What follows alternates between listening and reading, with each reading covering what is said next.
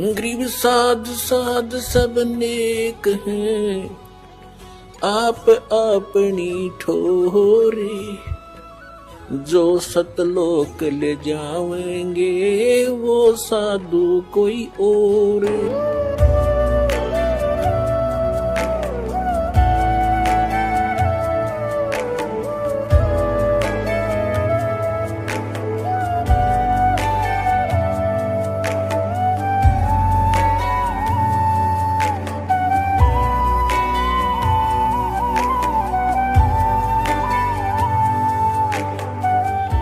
पवित्र श्रीमद् भागवत गीता, पवित्र चारों वेद, पवित्र कुरान शरीफ, पवित्र बाइबल, पवित्र गुरु ग्रंथ साहिब, पवित्र कबीर साहिब की वाणी में छुपे हुए गूढ़ रहस्य अर्थात तत्व को जानने के लिए कृपया अवश्य सुनिए जगत गुरु तत्वदर्शी संत रामपाल जी महाराज के मंगल प्रवचन। सतगुरुदेव की जय। बंदी छोड़ कबीर परमेश्वर जी की जय। बंदी छोड़ गरीबदास जी महाराज जी की जय। स्वामी राम देवानंद जी गुरु महाराज जी की जय हो।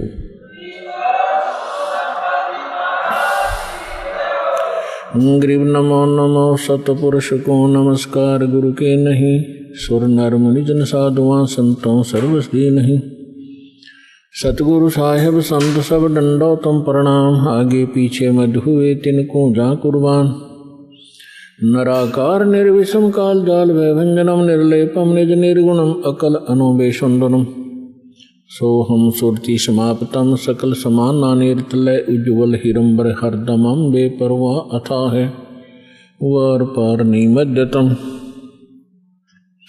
गरीब जो सुमर सिद्ध होई, गणनायक गलता ना करो अनुग्रह सोई, पारस पद परवाना।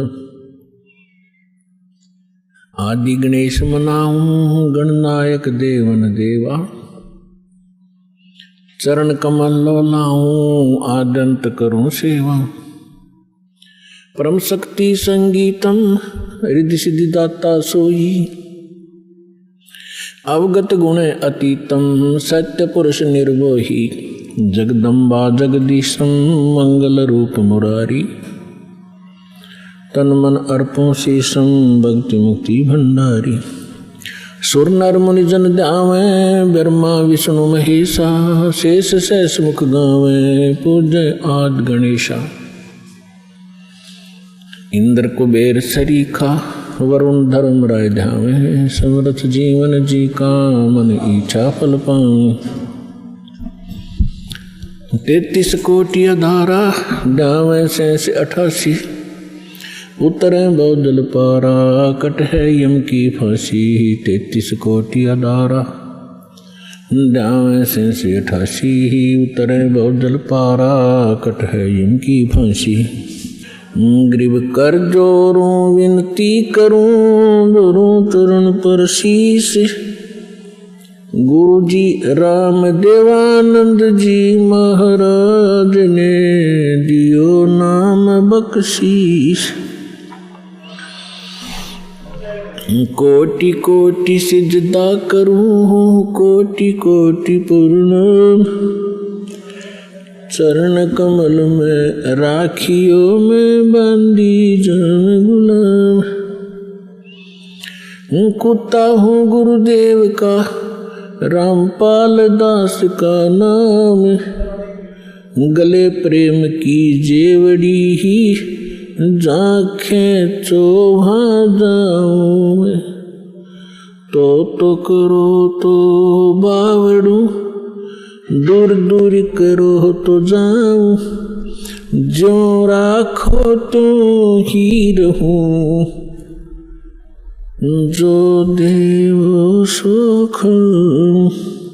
सतगुरु पूर्ण ब्रह्म है, सतगुरु आप अलेख। सतगुरु रमता राम है, याम मीन न मेखो। गुरु बिन माला फेरते, गुरु बिन देते दान। गुरु बिन दोनों निष्फल है, चाहे पूछो वेद पुराण। जय इब कै सतगुरु मिले, सब दुख आँखों रोए। चरणों ऊपर शीश धरूं, कहूँ जो कहनी हो। कबीर साईं मिलेंगे, पूछेंगे कुशलोत। आदि अंत की सब कहूँ, अपने दिल की बात। गुरु जी तुम ना भूलियो, चाहे लाख लोग मिल जाएं। हम जैसे तुमको बहुत हैं, तुमसे हमको नहीं। परम पिता परमात्मा पूर्ण ब्रह्म सर्वश्रेष्ठी रचनहार कबीर देव कबीर साहेब कबीर परमेश्वर जी की असीम रजा से आप सभी पुण्यात्माएं परमात्मा की महिमा श्रवण करने के लिए उपस्थित हुए। जिस प्राणी के युगों युगों के शुभ संस्कार एकत्रित हो जाते हैं उनको मानव शरीर प्राप्त होता है। उससे भी शुभ संस्कारी वो हंस आत्माएं हैं जिनको सतगुरु मिलते हैं, सत्संग श्रवण करने का अवसर प्राप्त होता है।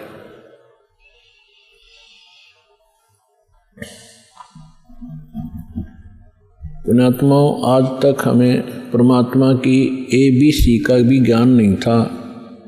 हम कह भी अध्यात्म मार्ग का नहीं जान पाए, चाहे हम अपने आप को कितने ही विद्वान मानते रहे, चाहे हमने वेदों को कंठस्थ याद भी कर लिया, श्रीमद् भगवत गीता के सभी श्लोक भी हमने रट रखे थे, क्योंकि इसके विषय में परमेश्वर स्वयं आकर ही बताते हैं, गुरु बिन काहू न पाया ज्ञाना, जो थोथा बुस छड़े मूड किसाना। गुरु बिन वेद पढ़े जो प्राणी, समझ न सारे रहे अज्ञानी। होय होय। परमेश्वर ने 600 वर्ष पहले बताया था कि ये ऋषि महर्षि ब्राह्मण लोग, विद्वान संत मंडलेश्वर वेदों को कंठस्थ तो याद कर लिया, इनकी प्रभुता भी बनी हुई है, कोई चतुर्वेदी, कोई त्रिवेदी, कोई दिव्यवेदी, कि इन्होंने चारों वेदों को कंठस्थ याद कर रखा है। किसी ने 3 वेदों को, वो त्रिवेदी कहलाता है, किसी ने 2 वेदों को कंठस्थ याद कर रखा था, वो दिव्यवेदी कहलाते थे। अपने आत्माओं, यहाँ परमात्मा कहते हैं कि प्रत्येक प्राणी, प्रत्येक आत्मा, जब से वो परमात्मा कहते हैं मेरे से बिछड़ी है, उसी के तुरंत बाद इसको एहसास हो गया है कि हमसे गलती हो चुकी है और हमारी कोई अनमोल वस्तु हमसे छीनी जा चुकी है और उसके बगैर हम रह नहीं सकते, उसके बगैर हम सुखी नहीं हो सकते। उसको अब हम परमात्मा कहते हैं। तो जिस कारण से इस आत्मा ने उस वस्तु को पाने के लिए एक भरसक प्रयत्न किया और अभी तक वो सशक्त प्रयत्न जारी है। उसके लिए उन्होंने जंगलों में जाना, राज त्याग देना भी उचित समझा।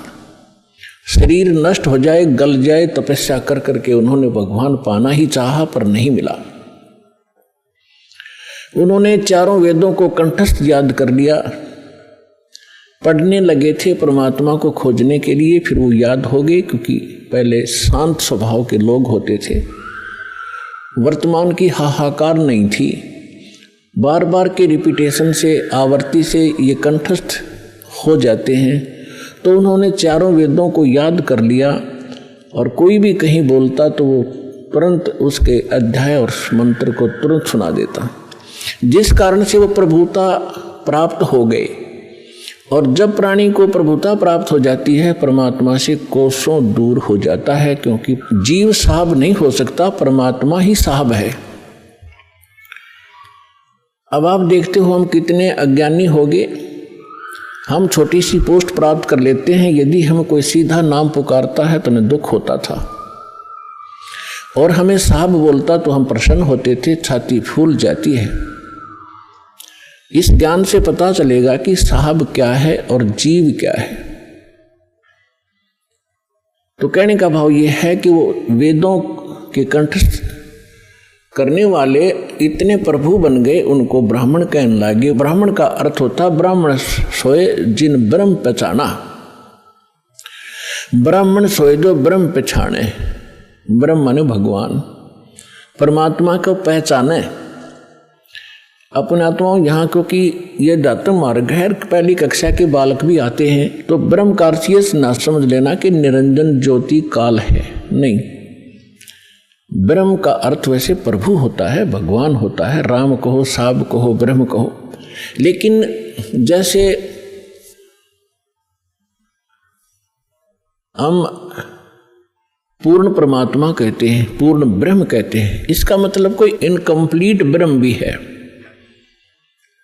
लेकिन ब्रह्म शब्द पर्याप्त है परमात्मा के लिए। लेकिन यहां ये नकली प्रभु घने हो गए, तो इसलिए प्रभु की पहचान जिसने कर ली, ब्रह्म की पहचान जिसने कर ली, वो ब्राह्मण कहलाता है। दास अपने प्रवचनों में बहुत बार पंडितों ब्राह्मणों के विषय में उनकी मूर्खता अज्ञानता सुनाता है। तो उसमें ये ना समझें कि दास एक ब्राह्मण वर्ण को कह रहा है। ब्राह्मण वर्ण अलग वस्तु है। जैसे एक वैद्य था और वो बहुत अच्छा वैद्य था, नाड़ी पकड़कर तुरंत बता देता था अमुक रोग है, औषधि भी उसके पास कारगर थी, सुप्रसिद्ध हुआ। उसकी एक दो पीढ़ी उसके द्वारा बताई औषधि और उस विधि से वो उपचार करते रहे, वो भी वैद्य कहलाए। लेकिन आगे चल के वो लाखों की संख्या बन गई उनके वंशजों की, और वो वैद्य नहीं है, फिर भी उनका सरनेम वैद्य बन गया। अब कोई कुछ कार्य करता है, कोई कुछ कार्य करता है, वो भी अपने पीछे लगाता है रमेश वैद्य, और काम क्या है उसका, परचून की दुकान। जानता नहीं पेट के दर्द की दवाई औषधि, और लिखता है रमेश वैद्य, तो वो वैद्य नहीं है। और यदि कहीं किसी वैद्य की मूर्खता बताई जाती है कि रोग ये और दवाई ये दे रहा है, ये खाक वैद्य है, तो उस वैद्य को दुख नहीं होता जो परचून की दुकान किए हुए। इसी प्रकार ब्राह्मण की विषय में जानना। मेरे पूज्य गुरुदेव जी ब्राह्मण वर्ण में जन्मे थे, लेकिन वो अपने आप को ब्राह्मण नहीं कहते थे, पंडित नहीं कहते थे। पंडित ब्राह्मण की दूसरा पर्यायवाची पंडित भी कहलाता है। पंडित का भी यही अर्थ होता है। वो ब्राह्मण नहीं कहलाते थे जो हमने अपने परंपरागत समझ लिया है। हम किसको ब्राह्मण मानते हैं? जो श्राद्ध निकलवाता हो, पत्रे बाँच कर सुना दे, तेरा भी आपत्ति आनी है, ये ऐसे शर्त कर दे, ऐसे वैसे कर दे, ये ब्राह्मण कहलाते हैं। लेकिन यदि हम पंडित की परिभाषा समझना चाहें तो हमारे पूज्य गुरुदेव जी ब्राह्मण होते हुए अपने आप को ब्राह्मण नहीं कहते थे, वो संत कहलाते थे कि हमने पंडिताई कभी की नहीं, हम ब्राह्मण नहीं हैं। और मेरे दादा गुरु जी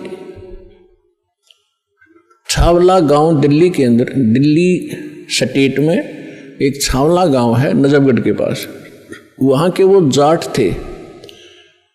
और बचपन से ही वो हमारे जो चौथे दादा गुरुजी थे उनके संपर्क में आ गए। उन्होंने उसको काशी विद्यापीठ में पढ़ाया, अपने पास ही रखा, तो वो 4 विषय के आचार्य बन गए उस विद्या को पढ़कर। लेकिन उन्होंने पंडिताई की नहीं, फिर भी वो पंडित चिदानंद नाम से जाने जाते थे। और उनका आश्रम बना हुआ है जिला सोनीपत हरियाणा, तहसील खरखोदा के पास एक गोपालपुर गांव है छोटा सा, उसमें उनका आश्रम बना हुआ है। दास उसको बहुत बार देख कर आया है, उस पर लिखा है पंडित चिदानंद आश्रम। जबकि वो वर्ण में जाट थे। तो हमने सबसे पहले ये देखना है कि इन चीज़ों का हमने इनसे ऊपर उठना है, जातिवाद से। हमारी क्या जाति है? जीव हमारी जाति है और मानव धर्म हमारा हिंदू, मुस्लिम, सिख, ईसाई, कोई धर्म नहीं है न्यारा। जब हम परमात्मा के इस अध्यात्म ज्ञान से परिचित होंगे, फिर हमने कोई भी दूसरा सा नहीं दिखेगा, ना कोई मुसलमान दिखाई देगा, ना कोई ईसाई दिखेगा, ना हमें कोई हिंदू दिखेगा, ना कोई सिख दिखाई देगा। हम एक पिता की संतान हैं, हम परमात्मा के लिए ही विभाजित हुए हैं, परमात्मा के लिए अब हम एक होंगे, क्योंकि हमें ज्ञान हो जाएगा। हम रूढ़िवादी नहीं रह सकते, क्योंकि परमात्मा ने शिक्षा इसीलिए आपको दी है। अब हम अपने प्रसंग पर आते हैं। गुरु बिन काहू न पाया ज्ञाना, जो थोथा भूस छड़े मोहुड किसाना। गुरु बिन वेद पढ़े जो प्राणी, समझन सारे रहे अज्ञानी। अब तो कहते हैं प्रत्यक्ष को प्रमाण की आवश्यकता नहीं पड़ती, क्योंकि दास ने परमेश्वर कबीर जी के द्वारा दी गई उस बुद्धि से, दास एक जीव बुद्धि है, और जब परमात्मा रजा बख्शते हैं, यही जीव परमात्मा वाले ही ज्ञान को आगे चला सकता है, सुना सकता है और उसको समझ सकता है। तो उस परमात्मा की कृपा से आपके समक्ष ये तो हो ही चुका है कि यथार्थ ज्ञान क्या है, अध्यात्म मार्ग कैसा है, और ये भी आप खूब समझते हैं कि आज तक हमारे सदग्रंथों को हमारे ही ऋषि महर्षि गुरु ब्राह्मण आचार्य शंकराचार्य इस सिलेबस से परिचित नहीं थे, तो खाक टीचर थे वो। जीवन अपना नाश कराया, हमारे पूर्वजों का भट्ठा बैठा दिया, भूत बनवा दिए, फिर उनके श्राद्ध निकलवाने शुरू कर दिए। तो इस तरह की भ्रमणा अज्ञानता से फैलती है। तो आज तक हमारे जितने भी ऋषि महर्षि हुए हैं, इवन ब्रह्मा विष्णु महेश, इनको कोई अध्यात्म ज्ञान नहीं था। पुण्यात्माओं, परमात्मा ने 600 वर्ष पहले कहा था ये ज्ञान, लेकिन उस समय हम शिक्षित नहीं थे। हमारे धर्मगुरु केवल संस्कृत भाषा पढ़ा करते थे और सदग्रंथ भी संस्कृत भाषा में थे, जिस कारण से हम अपने भगवान को ना पहचान सके, ना अध्यात्म ज्ञान को जान सके। और इन अज्ञानी ऋषि महर्षि आचार्यों शंकराचार्यों ने परमात्मा का विरोध करके जनता को भ्रमित किया कि अशिक्षित जुलाहा धानक, ये नीच जाति का, ये क्या जाने सदग्रंथों के विषय में, क्योंकि ये संस्कृत नहीं जानता। तो उस समय नकलियों की दाल खूब गल गई, लेकिन मालिक तो मालिक ही होता है, सहनशील भी होता है। वो जो उद्देश्य लेकर चलते हैं वो बीच में भड़बड़ाते नहीं। उसी समय धर्मदास नाम के एक महापुरुष परमात्मा की शरण में आए थे, जो हिंदू धर्म में जन्मे थे, और ये इन्हीं भगवानों की पूजा किया करते थे, जिसके विषय में परमात्मा कबीर जी कहा करते थे, तीन देव की जो करते भक्ति, उनकी कदे ना होवे मुक्ति। 600 वर्ष पहले चौराहे पर खड़ा होकर कहा करते परमात्मा, जहाँ ये ब्राह्मण कथा कर रहे होते थे, तो उस समय परमात्मा को बहुत मार पड़ा करती थी, पीटा करते थे, घसीटा करते थे। लेकिन परमात्मा सत्य है, उसके वचन सत्य हैं, उसका अस्तित्व सत्य है, वो झूठ ना कह सकता और ना ही वो झूठ होता है। तो तब धर्मदास नाम के एक महापुरुष बड़े विचलित हुए। अब जो प्रसंग चल रहा है हम उसी पर आते हैं। इस ज्ञान को बताने के लिए परमात्मा स्वयं आते हैं। परमात्मा की पहचान करने के लिए हमारे सदग्रंथ पर्याप्त हैं, जिनको आज तक हम शिरोधार्य माना करते थे। पवित्र चारों वेद, ऋग्वेद, यजुर्वेद, अथर्ववेद और सामवेद, इन चारों वेदों को हम सत्य मानते हैं, पूरा विश्व सत्य मानता है। विशेषकर हिंदू धर्म के नाम ये लिख दिए गए हैं कि हिंदुओं के ग्रंथ हैं, तो हिंदू तो इसको सत्य मानते ही मानते हैं। दूसरे श्रीमद् भगवत गीता, वेदों से भी प्रथम स्थान आज श्रीमद् भगवत गीता जी का है, क्योंकि ये एक छोटा ग्रंथ है और चारों वेदों का निष्कर्ष है। और उसके बाद 18 पुराण। तो हमारे जो धर्मगुरु अब लगभग 2,500-3 हजार वर्ष से जो हमारे धर्मगुरु रहे हैं, उन्होंने केवल पुराणों को ही महत्व दिया और साथ में श्रीमद् भगवत गीता को भी उन्होंने समांतर सम्मान दिया है और इन्हीं के पठन पाठन से मोक्ष बताया है।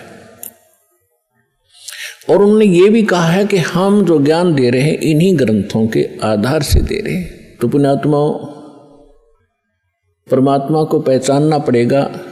जब तक हमें ये विश्वास नहीं होगा कि ये सामने रखा एक चमकीला पत्थर वास्तव में हीरा है, लाल है, इसकी कीमत इतनी है, तब तक हम उसका दाम नहीं लगा सकते, उसका मूल्य चुका नहीं सकते, दे नहीं सकते, उसको ग्रहण कर ही नहीं सकते, क्योंकि वो कीमती इतना है।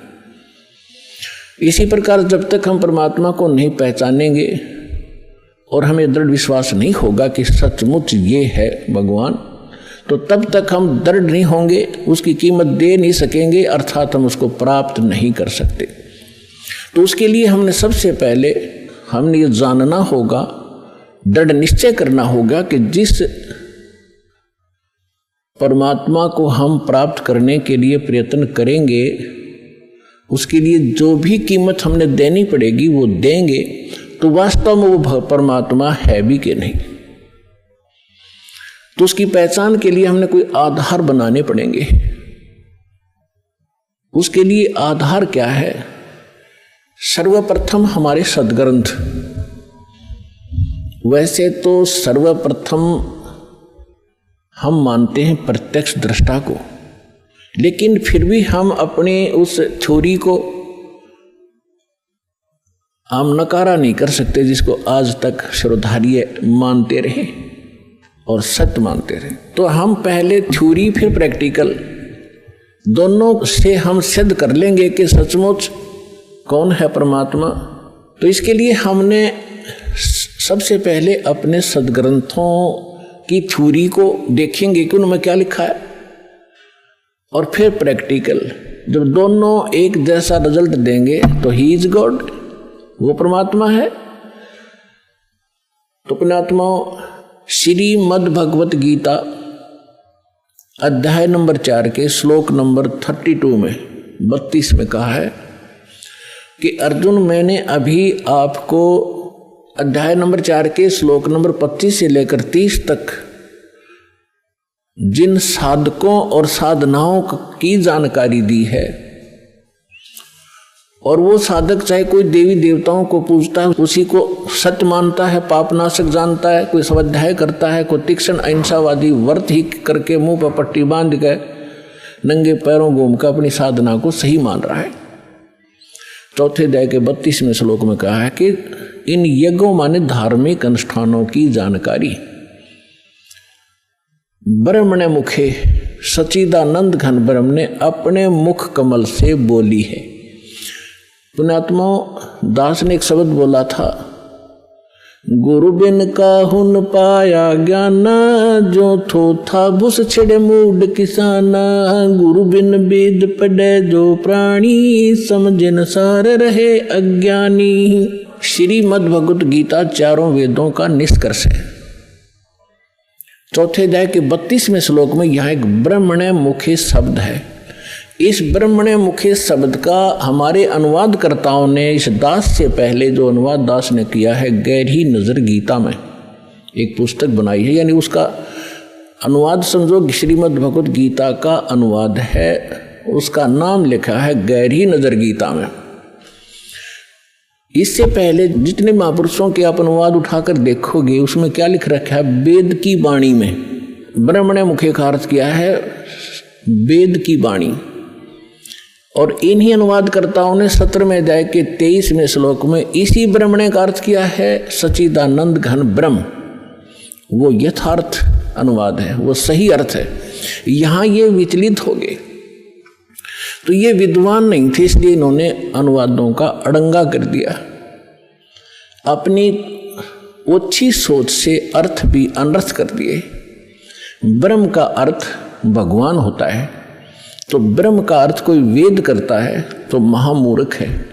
वेद एक सिद्धांत है, संविधान है, भगवान की जानकारी देता है, उसके नियम बताता है, और ब्रह्म भगवान है।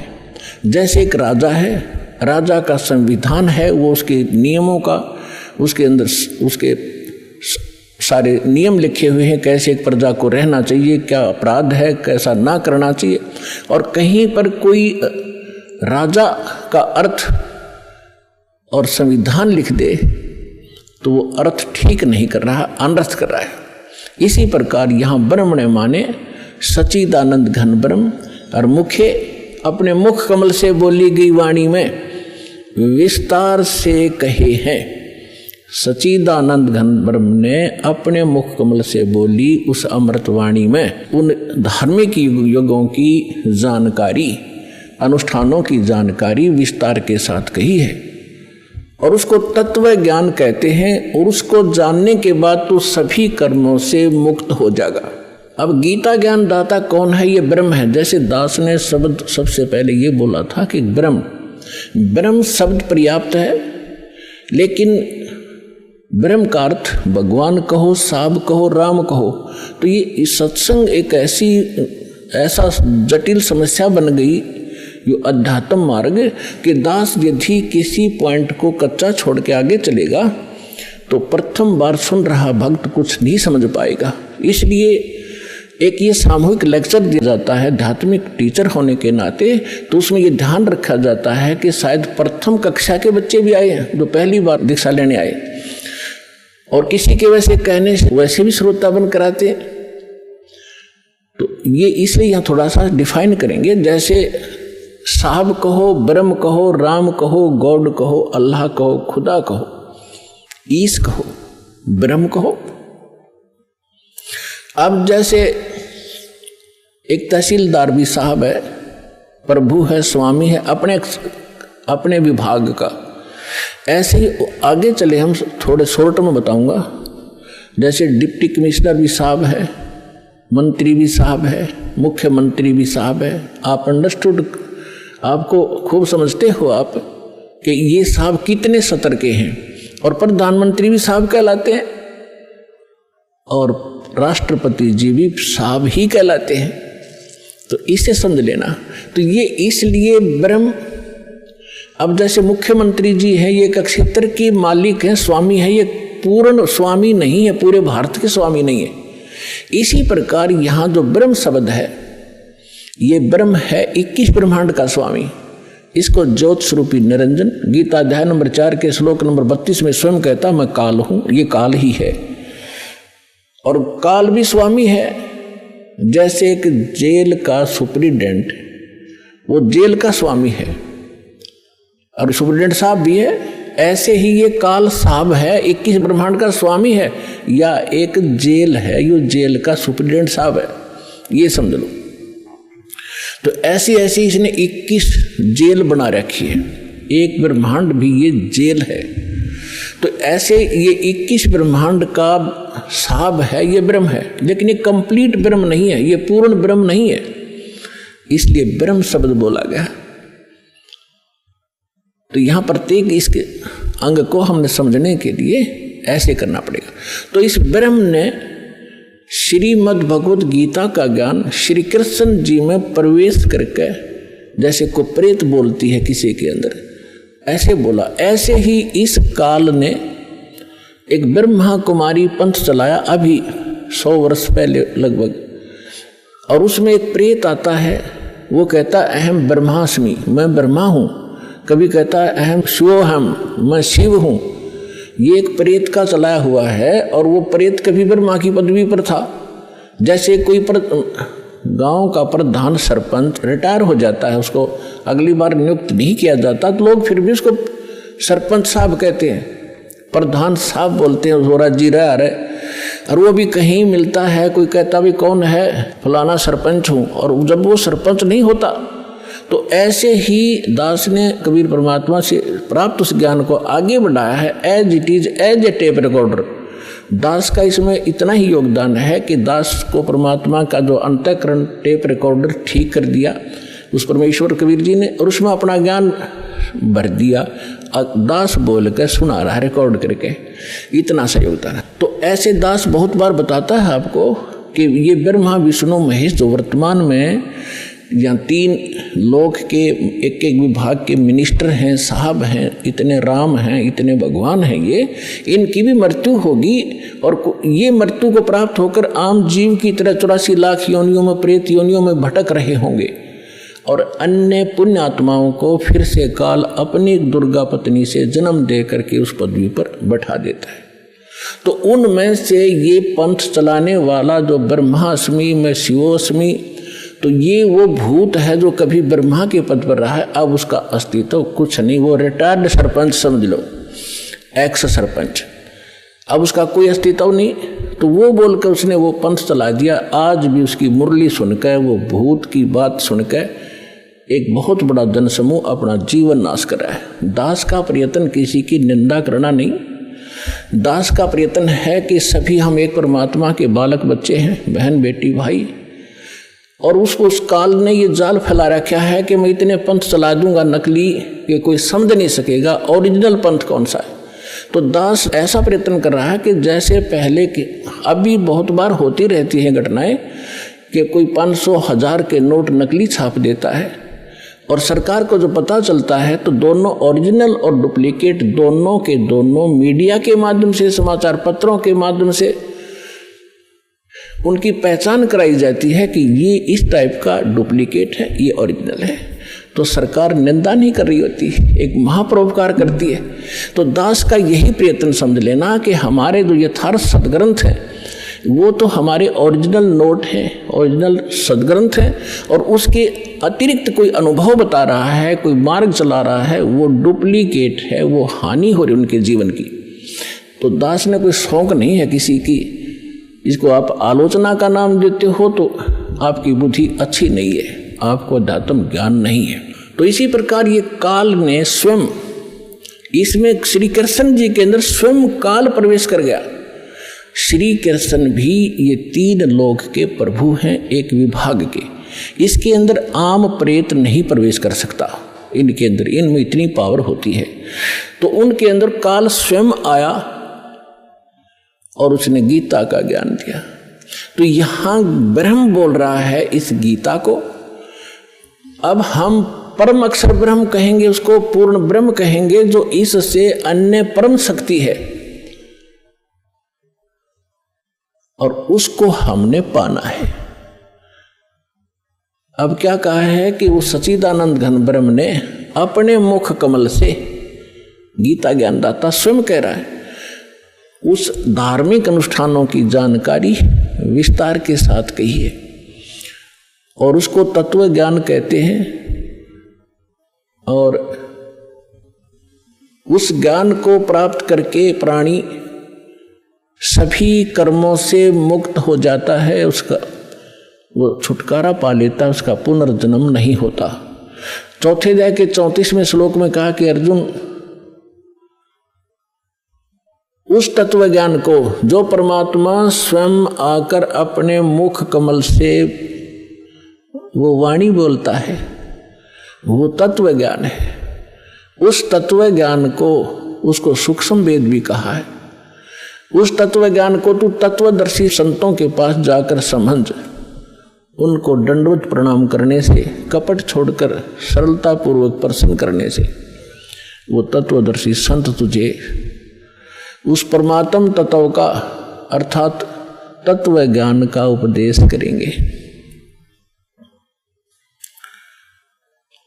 अब 15वें अध्याय के प्रथम मंत्र में उस तत्वदर्शी संत की पहचान भी बता दी है कि जो संत उल्टे लटके हुए संसार रूपी वृक्ष के, ये संसार रूपी वृक्ष है अर्जुन, ऊपर को जड़ है तो पूर्ण परमात्मा है, पूर्ण ब्रह्म है, जिस तो सबका धारण पोषण करता है। 15वें अध्याय के 1 से लेकर 4 श्लोक में और 16-17 श्लोक में 3 पुरुष, 3 भगवान, 3 ब्रह्म स्पष्ट किए हैं। सरपुरुष कहो, सरब्रह्म कहो, ये तो काल है। सर माने नाशवान, ये 21 ब्रह्मांड का स्वामी ये सरब्रह्म है। और दूसरा अक्षर ब्रह्म, अक्षर पुरुष कहो चाहे प्रभु कहो, स्वामी कहो, राम कहो, ब्रह्म कहो, ये 7 शंख ब्रह्मांड का स्वामी है। इसकी आयु बहुत लंबी है लेकिन इसकी भी मृत्यु है, इसलिए इसको भी अक्षर पुरुष कहा है। ये चिरस्थायी है। और फिर तीसरे नंबर का जो परमात्मा है, परम अक्षर ब्रह्म कहलाता है, वो बताया उत्तम पुरुषत्व अन्य, जो 17वें श्लोक में कहा 15वें अध्याय के, उत्तम पुरुषत्व अन्य परमात्मा इति उदाहरता। ये लोग तरम अविश्य विवर्ती अवैश्वर है, वो परमात्मा इन दोनों से अन्य है जो 15वें अध्याय के 16वें श्लोक में सरपुरुष और अक्षर पुरुष कहे हैं। इनसे कोई अन्य है वो परमात्मा जो सबका धारण पोषण करता तीनों लोकों में प्रवेश करके। तो 15वें अध्याय के प्रथम श्लोक में बताया कि ऊपर को जड़ और नीचे को शाखा वाला ये उल्टा लटका हुआ संसार रूपी पीपल का वृक्ष समझो, एक फॉर एग्जाम्पल दिया है। और जो संत इसके सभी विभाग बता दे, न्यारे न्यारे, भिन्न भिन्न, सवेदवित, वह वेद के तात्पर्य को जानने वाला है, वह वेद का ज्ञाता है, वो तत्वदर्शी संत है। तो पुण्यात्माओं 600 वर्ष पहले परमात्मा स्वयं आए थे, जैसा उनका विधान है कि वो स्वयं आकर अपने मुख कमल से उस तत्व ज्ञान का प्रचार करते हैं जो हमारे नकली धर्मगुरुओं ने, डुप्लीकेटों ने रिजेक्ट करके कूड़े की टोकरी में डाल रखा था, धानक जुलाहा कह के, उसकी वाणी झूठी कह के। आज दास को परमात्मा ने जोरी बनाया, उस लाल को परखा और उसको कूड़े की टोकरी से उठाकर आज सिद्ध कर दिया कि Kabir is God, Kabir is God, Kabir is complete God.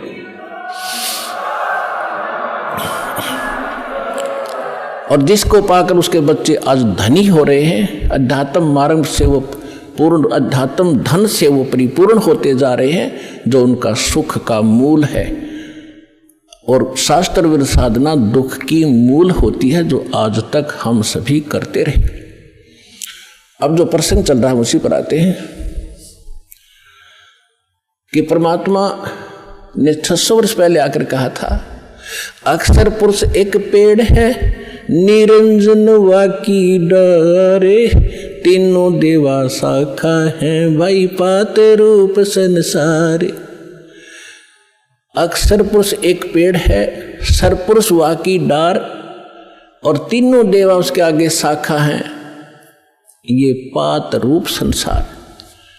अब आपको बहुत बार उल्टा लटका हुआ संसार रूपी वृक्ष का एक चित्र बनाया है, वो दिखाया है। तो परमात्मा ने मूल को छोड़ दिया, जो जमीन से बाहर दिखाई देता वो सारे पार्ट बता दिए। तना उसको अक्षर पुरुष समझो, उससे तने से मोटी डाहर निकले उसको सरपुरुष, और सरपुरुष के आगे फिर वो 3 शाखाएं हों, रजगुण ब्रह्मा, सतगुण विष्णु, तमगुण शिव जी, ये शाखा समझो। इतना बता दिया। और 5 रूप संसार। फिर इस दास को भेजा ये बताने के लिए कि मूल कौन है। ये जड़ वही है जो सबका धारण पोषण करता है, सबका उत्पन्न करने वाला है, सबका संरक्षक है, जो सर्व सुखदायी है, जो परम अक्षर ब्रह्म, जो अविनाशी परमात्मा है, वो वही है। कौन? अब दास ने बताया कि इसमें परमात्मा को पहचानने में दोनों पहलू काम करेंगे। एक तो हमारी थ्योरी, हमारा जो सिलेबस पाठ्यक्रम, और साथ में प्रैक्टिकल। पाठ्यक्रम बता रहा है और फिर वो प्रैक्टिकल, जिन्होंने प्रैक्टिकल किया, उन महापुरुषों ने जिनको भगवान मिले, सचखंड लेकर गए, सतलोक ले गए, फिर वापस छोड़ा, उनमें से 6-7 शुभ नाम दास का याद है। आदरणीय धर्मदास साहिब जी, गांव बांधवगढ़, मध्य प्रदेश, वर्तमान में छत्तीसगढ़ होगा वो। और आदरणीय मलुकदास साहिब जी, आदरणीय नानक साहिब जी, जो सिख धर्म के प्रवर्तक माने जाते हैं, आदरणीय दादू साहिब जी, आदरणीय गरीबदास साहिब जी, गांव छुड़ानी, जिला जज्जर, हरियाणा वाले, आदरणीय गीसा दास साहिब जी, गांव खेखड़ा, जिला बागपुर, उत्तर प्रदेश वाले, आदरणीय स्वामी रामानंद जी, काशी वाले। तो इन महापुरुषों में से आदरणीय गरीबदास साहिब जी के विषय में दास बताना चाहेगा।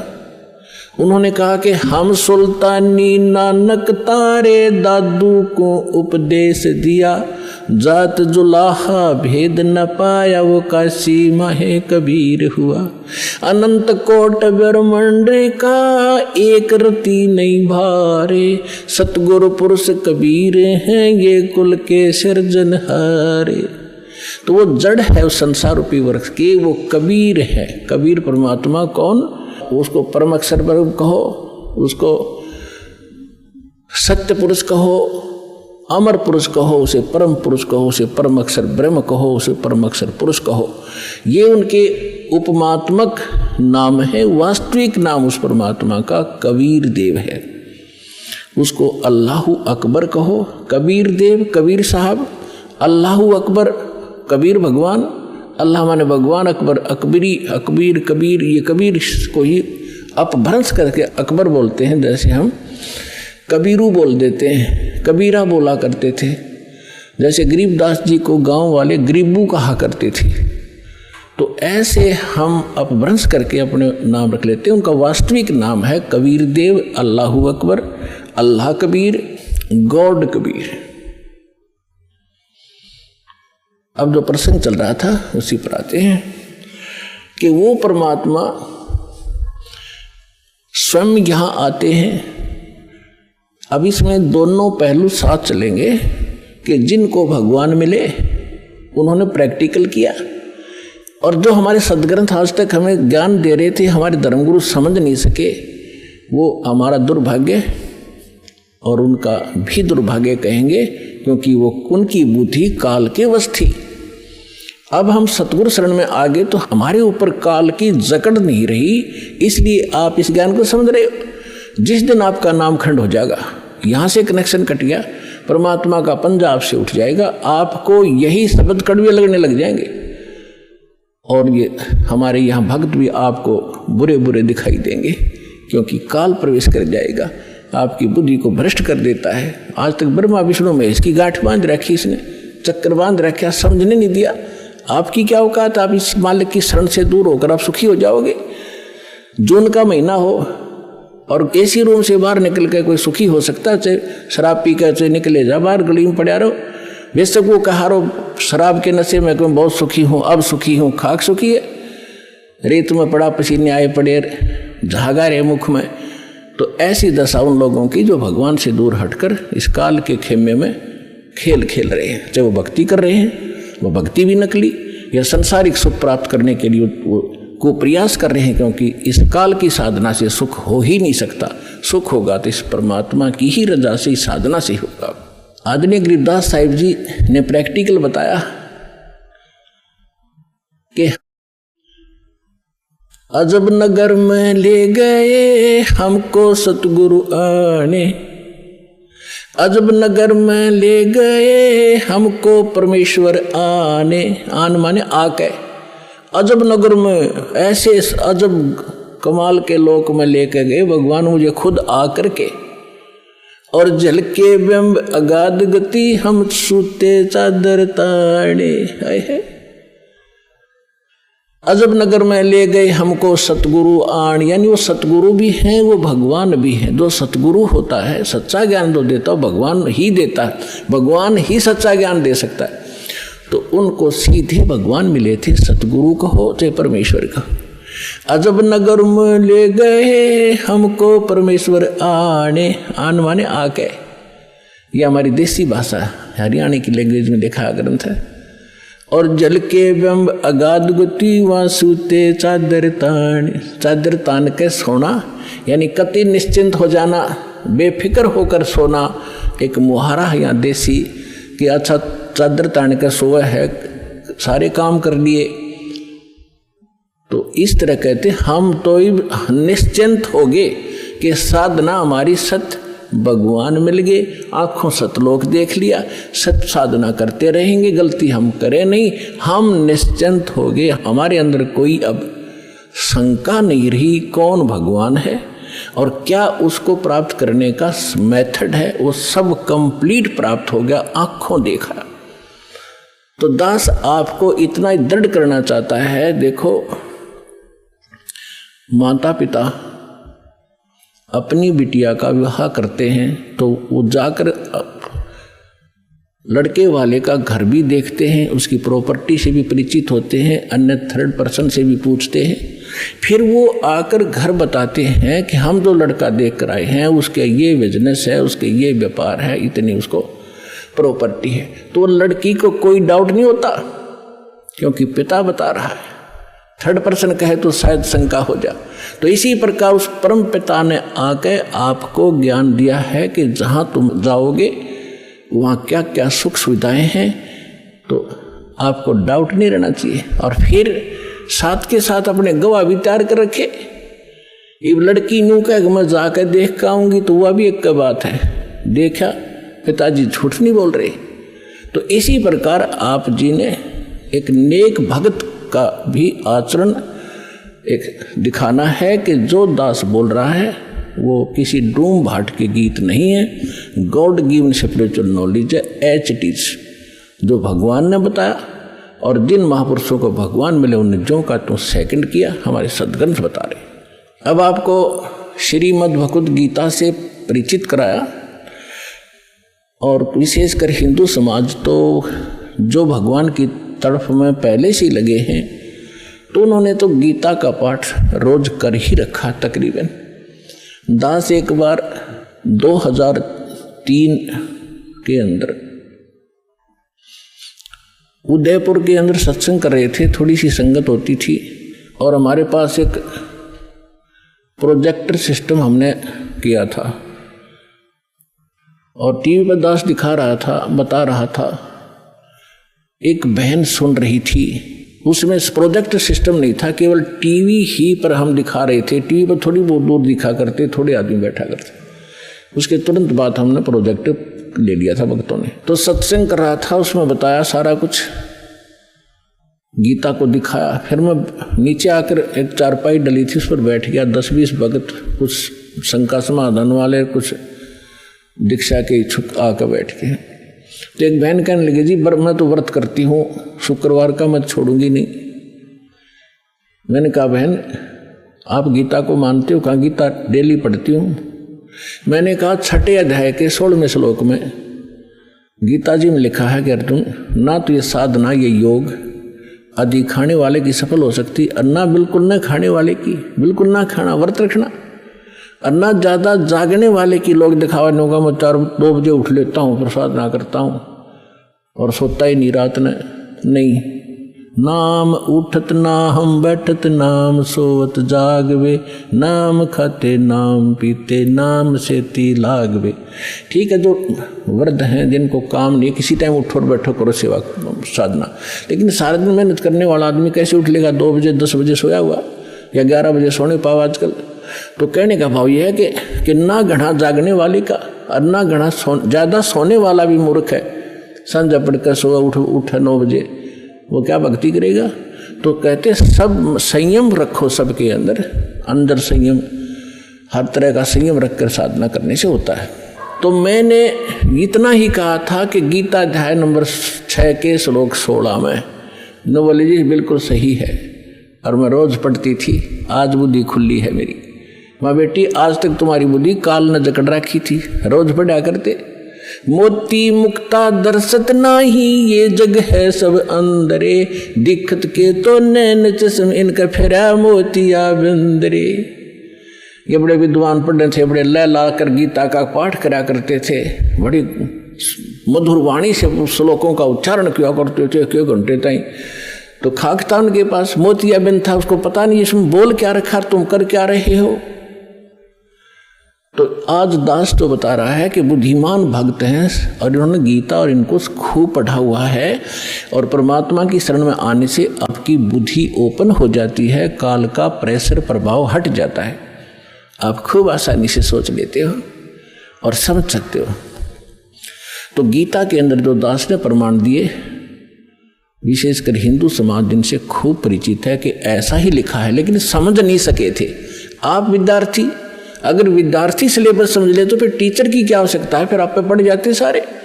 तो टीचर इसलिए बनाए जाते हैं, कुछ सब अनुभव करते हैं, सिलेबस को पढ़ते हैं, फिर बच्चों को सुनाते, फिर प्रैक्टिकल करवाते हैं। थ्योरी से प्रैक्टिकल होता है, एज इट इज होगा, बिल्कुल सही होगा। अब आपको सुनाते वेदों से। वैसे वेद चारों वेदों का सारा श्रीमद् भगवद गीता है, लेकिन इस मन के अंदर ज़्यादा ही अड़ंगा भर दिया है अज्ञानियों ने, तो वेद भी पैरेलल साथ लेने पड़ेंगे हमें। परमात्मा की पहचान क्या है, वो क्या करता है। अब जैसा भी आपने पाठ प्रकाश के समय सुना कि सतलोक से चलकर आए, वो परमात्मा सतलोक से चलकर आए कबीर जी। और गरीबदास जी भी कहते हैं कि अलल पंख अनुराग है सुन मंडल रह थीर, दास गरीब उधारिया में सतगुरु मिले कबीर। और अजब नगर में ले गए हमको सतगुरु आने। धर्मदास जी कहते हैं सतलोक से चलकर आए काटन यम की जंजीर। मुल्कदास जी भी कहते हैं कि अमरलोक से चलकर आए काटन यम की जंजीर। तो इसी प्रकार सभी महापुरुषों ने जिनको परमात्मा मिले हैं, रामानंद जी ने कहा कि दो ठौर है एक तू भया एक से दो। और गरीबदास हम कारणे तुम आए हो मगजो, वहाँ से चलकर आए हो। मगजो माने वो सफ़र तय करके आए हो, इतना लंबा हमारे लिए आए हो। अब वेद क्या बताते हैं। ऋग्वेद मंडल नंबर 9 सूक्त 86 के मंत्र 26 और 27 में, ऋग्वेद मंडल नंबर 9 सूक्त 82 मंत्र 1, 2, 3 में, ऋग्वेद मंडल नंबर 9 सूक्त 54 के मंत्र 3 में, ऋग्वेद मंडल नंबर 9 सूक्त 94 के मंत्र 1 में, ऋग्वेद मंडल नंबर 9 सूक्त 95 मंत्र 2 में, ऋग्वेद मंडल नंबर 9 सूक्त 96 यानी 96 के मंत्र 16 से लेकर 20 में, फिर ऋग्वेद मंडल नंबर 9 और सूक्त 1 के मंत्र 8 और 9 में। और भी अनेक स्थानों पर बहुत सारे ढेर सारे प्रमाण हैं, लेकिन ये हमें पर्याप्त हैं इतने मंत्र परमात्मा को पहचानने के लिए।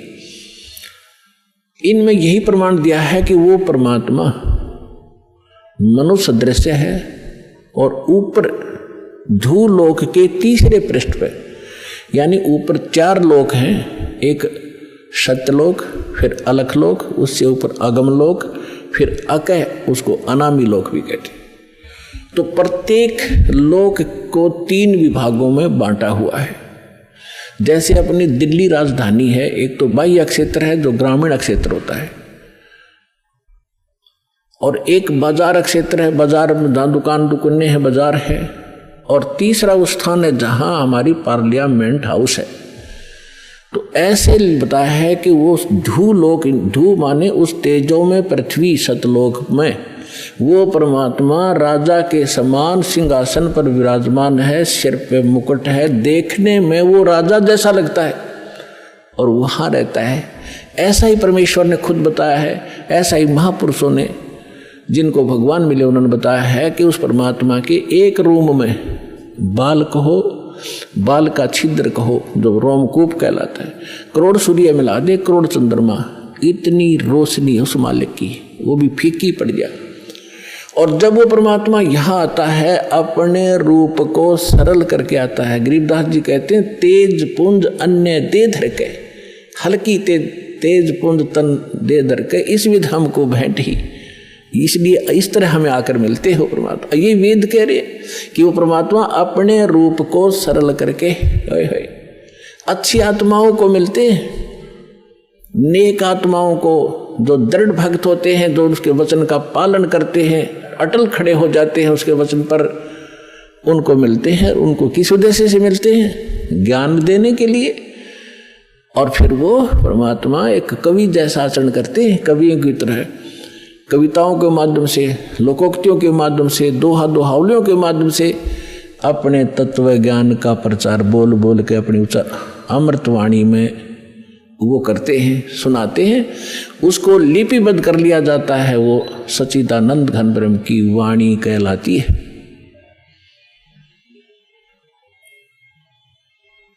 अब ये तो वेदों ने बताया, उसमें स्पष्ट बताया कि परमात्मा कबीर देव है, उसका नाम कबीर साहब है। कबीर देव माने परमेश्वर, भगवान, अल्लाह, खुदा, गॉड, साहब। अब यही परमात्मा उन अच्छी आत्माओं को मिलते हैं। तो परमात्मा ने यह बुद्धि दी जीव को, ये ऐसे इंटरनेट सिस्टम और ये media channels, projector, DVD, CD, mobile, chip, ये मेमोरी कार्ड बनाए दाता ने बनवाए। अब इसमें ठीक है, जो बकवाद करने वाले वो करते रहेंगे, बकवाद कर लेंगे, कितने दिन करेंगे। देखो पुण्यात्माओं, आज गाने सुनते हो आप, या फिल्म देखते हो टीवी पे या मोबाइल में, या बकवाद देखते हैं, सुनते हैं किसी चुटकुले वगैरह, घर में एक दुर्घटना घट जाए, आप सुन के दिखाइए उसने, वो फिल्म का गाना सुन के दिखाइए। फिर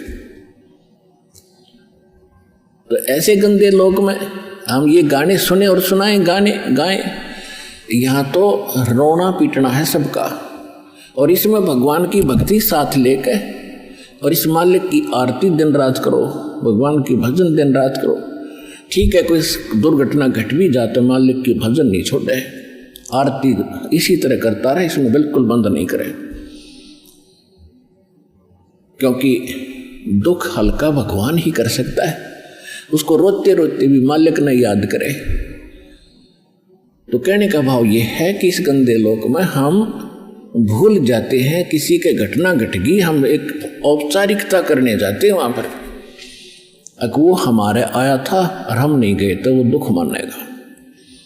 बस वहाँ थोड़ी सी देर में पूछ लेते कैसे हुआ, क्या हुआ, बहुत बुरा हुआ, बाहर आते फिर वो सैर सपट्टे अपने जो के तोड़े थे। जिसके लागे सो तन जाने, और यह सब क्या लगेगी, किसी के पहले लग जाएगी, किसी के बाद में लगेगी।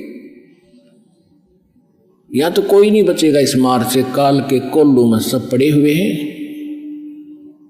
और एक दिन इसके पाठ के नीचे आपने आना पड़ेगा। परमात्मा कहते हैं चलती चक्की देख के और दिया कबीरा रो, और दो पाटन के बीच में साबत बचा ना कोई। चक्की के बीच में चक्की चल रही है पत्थर की, उसमें कणक डाली जा रही है। कहते दो पाटों के बीच में, इस काल और माया के बीच में आपको पीसा जा रहा है, इसमें साबित कोई नहीं बचेगा। फिर कहते हैं कि किले से लागा रहे ताका नाश न हो।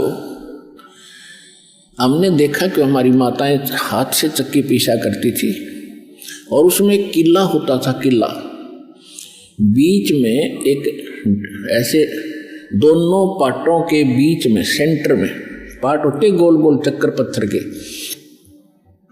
उसमें एक तो डंडा सा लगा होता था उसको घुमाने के लिए, एक उनके सेंटर में एक सुराख सा होता था, उसमें एक लकड़ की ऐसे गोल सी लंबी लंबी सी एक लगी हुई थी गुटका सा, और उसके चारों तरफ उसके खाली स्थान होता था, उसको किला बोलते थे। अब जो कणक उस किले में पड़ गई वह तो ज्यों की त्यों रहती थी, उस पर उन दोनों पाटों का असर नहीं होता था, और जो उन दो पाटों के बीच में आगे वह सारी पीस दी जाती थी। तो यहाँ परमात्मा कहते हैं किले से लागा रहे ताका नाश ना हो। तो हम परमेश्वर कबीर जी के साथ लगेंगे, ये किला है इस काल के चक्की के बीच में, और जो परमात्मा के संपर्क में इसके निकट आ गया फिर काल के इस पत्थर यानी दोनों पाटों से बच गया। तो जो परमेश्वर कबीर जी की शरण में आप आ गए तो आप उस काल के कोल्लू से, उस चक्कर से यानी पिसने से बच जाओगे। तो प्रसंग चला था कि हम परमात्मा कहते हैं झूठे सुख को सुख कह ये मान रहा मनोबोध, ये सकल चबी ना काल का कुछ मुख में कुछ क्रोध। तो परमात्मा ने ये आग पहले नहीं लगने दी शिक्षा की, और कितना प्यार, कितनी आधीन्य, कितनी विनम्रता। और जितने हम विनम्र होंगे, आधीन होंगे, अहंकार रहित होंगे, उतना भगवान हमारे निकट होगा। आदीनी के पास है ये पूर्ण ब्रह्म दयाल, मान बड़ाई मारियो भाई बेअदबी सिरकाल।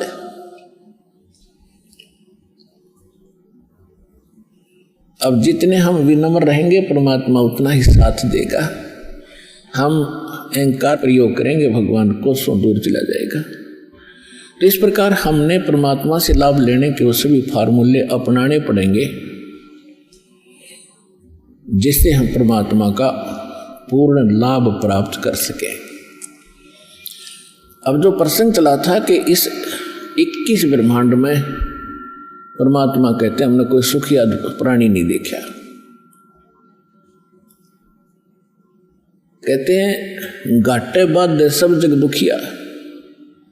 जिसको घाटा माने हानि होगी, लॉस हो गया बिजनेस में या कोई खेती हानि होगी, फसल नष्ट होगी, वो तो आप दुखी। और जिसने लाभ हो गया वो और घना दुखी।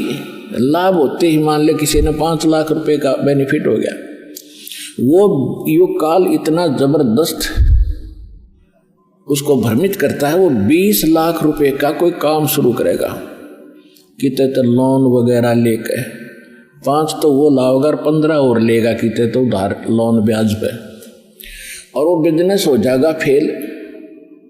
वो 20-5 तो वो गए, 15 और उधार वो आगर मांगनी है पीछे पीछे काटे चक्कर। फिर तो कहने का भाव ये है, इन बकवादों को छोड़कर भक्ति विधि अपना के अपना पीछा छुड़वा लो। इतनी सी बात है। परमात्मा 120 वर्ष तो पहले कह के चले गए। अब वो एक अपना एफिडेविट छोड़ गए, अपनी वाणी छोड़ गए भगवान विधान बना के। आज ये दास 20 वर्ष से ये दास लग रहा है इसी को समझाने और बताने के लिए।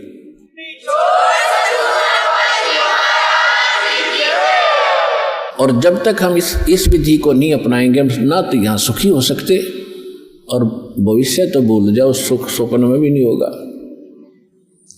जब परमात्मा की सही विधि, सही भक्ति और उसकी मर्यादा पर हम चलेंगे हम यहाँ भी सुखी होंगे। पुण्यात्माओं, एक दिन दास वहाँ गया हुआ था गोवा के अंदर। गोवा एक स्टेट है और समुद्र के किनारे बसा हुआ है। वहाँ भगत ने एक सत्संग करवाया था। सत्संग करने गए थे सन 2004 में, और वो सत्संग भी उस समुद्र के किनारे से थोड़ी सी दूरी पर, यानी वहाँ से 8-7 किले दूरी पर, 1000 फुट दूरी पर एक ग्राउंड था, वो बुक करा रखा था। सत्संग समाप्त करने के बाद शाम को टहलने के लिए चले गए और सुबह भी फिर उधर ही घूमने जाते थे। तो क्या देखा, वहाँ पर ये फॉरेनर, विदेशी लोग अपने परिवार सहित उस समुद्र के किनारे रेत के अंदर लौट रहे हैं और रेत को लगा रहे हैं। और वो बता रहे थे कि ये कह रहे, अंग्रेजी में बोल रहे थे, कहा बड़ा आनंद आ रहा है, यहाँ पूरी शांति मिलती है। और फिर उनके बारे में ये भी बताया गया कि ये वहाँ अरबपति हैं, अरबपति। इनकी बहुत बड़ी इंडस्ट्री चलती है, इनके बड़े बड़े महल हैं, बड़ी बड़ी कार हैं, 1-1 करोड़ की कार है इनके पास। और उन महलों को जिसमें ये करोड़ों रुपये की कोठी बना के करोड़ों रुपये की कार लेकर, वहाँ शांति नहीं, शांति मिली वहाँ कपड़े निकाल के एक लंगोट बांध गए और रेत में पड़े हैं। कहा हाँ यहाँ बड़ी शांति है। इन कोठिया ने शर्मा मारोगे जहाँ शांति नहीं, चाट लो कोठिया ने जहाँ शांति नहीं। तो पुण्यात्माओं, ये हालत है हमारी। शांति तो है बिल्कुल निश्चिंत होकर के और हल्का बन के, कार कोठी और माया में कभी सपने में भी शांति नहीं होगी। और शांति नहीं है तब बाढ़ में जाओ, वो धन जिसके चाहे अरबपति और चाहे खरबपति, जब आत्मा में शांति नहीं, वो तो आज भी आग में जल रहा है, फिर सारी संपत्ति ने छोड़ के फिर नरक की आग में न्यारा जलेगा। वो यहाँ भी दुखी, उसका परलोक भी दुखी। तो यहाँ परमात्मा हमें याद दिलाते हैं कि घाटे बाद सब जग दुखिया और के गृहस्थी बैरागी हो। जो घर छोड़ कर चले गए, बैराग ले लिया, जंगल में जा बैठे। अब वहां जाकर जंगल में बता कोई बात है, कैसी बुद्धि भ्रष्ट हो रही थी हमारी। अब जंगल में कोई भगवान की तरह पेड़ का बांध रखा के जाते खोल लाऊंगे ये अकल देखो। पर आत्मा है ये भगवान के लिए रुक नहीं सकती। जैसा भी इसको गाइड मिलता था ऐसे ये अपनी सौ प्रेरणा से भाग लेती है। अब घर त्याग दिया, जंगल में पहुंच गया, ठीक है, रोटी खा कर गया होगा सुबह सुबह, तो शाम तक कोई दिक्कत ना, लेकिन शाम में भूख फिर लगेगी, रात काट लेगा जैसे तैसे, सुबह नहीं होगी उस पर। सुबह फिर भागेगा कहाँ? गृहस्थियों की तरफ, गांव नगर की तरफ, दिए माई वहां से मांग के फिर जंगल में बैठ के खाई। और फिर वर्षा होगी तब उसको महसूस होगा भी बहुत दिक्कत आई है, फिर एक झोंपड़ी डालेगा। सर्दी लग गएगी तो कोई कंबल मांग के ले आओगा किसी से, फिर के छोड़ा वह भी चिंता वहाँ नौकी नो बन गई, वो फालतू ज़्यादा बन गई। वहाँ बड़े बनाए मकान थे, बड़ी बनाई रजाई कपड़े थे और बड़ी बनाई रोटी मिलनी थी। वहाँ ना भक्ति करेगी, वहाँ जा बकवाद करी, इस ऐसे भगवान मिलेगा। तो कहने का भाव ये है, बगैर ज्ञान के हम डले ढोरे थे और गृहस्थी न सोचने लग गए कि ये जो बाहर बैठा जंगल में तपस्या कर रहा है यूँ पाओगा भगवान। तो परमात्मा के पाने का विधान विधि हमारे सदग्रंथ बताते हैं और खुद भगवान बताते हैं, या जिन्होंने परमात्मा पाया वो संत महापुरुष बताते हैं। और जिन महापुरुषों ने परमात्मा बताया उन्होंने जो विधि अपनाई वो हमारे सदग्रंथों में ज्यों की त्यों है वही विधि उन्होंने अपनाई, उनको भगवान मिला। और जिन्होंने वो विधि नहीं अपनाई अपने सदग्रंथों वाली उनको भगवान नहीं मिला। इसलिए आज तक भगवान को निराकार निराकार कहते रहे, रामकृष्ण को भगवान मानते रहे। भगवान तो कबीर साहब थे, आज तक किसी ने बताया भगवान कबीर साहब है? ये कबीर पंथी भी कहते हैं कबीर साहब तो अलग है और परमात्मा न्यारे है। इनकी विधि थी नहीं जो भगवान को देख सके और पा सके। तो कहने का भाव यह है दास का कि परमात्मा पाने के लिए भगवान ने स्वयं एक रोल किया, भूमिका की। परमात्मा कहते हैं जो सुख है गरीबी में वो ना ही रे अमीरी में। गरीबी यानी आधीनी और साईं इतना दीजिए जा मैं कुटुंब समावे, और हम भी भूखे ना रहें अतिथि ना भूखा जाए। इसमें जो सुख है और भगवान की भक्ति साथ हो। देखो भगवान की भक्ति नहीं है तो चाहे वो हैंड टू माउथ वैसे भी रह ले, उससे भी कोई लाभ नहीं होगा। भक्ति भगवान की साथ हो और भगवान का फिर सहारा आपके साथ रहेगा।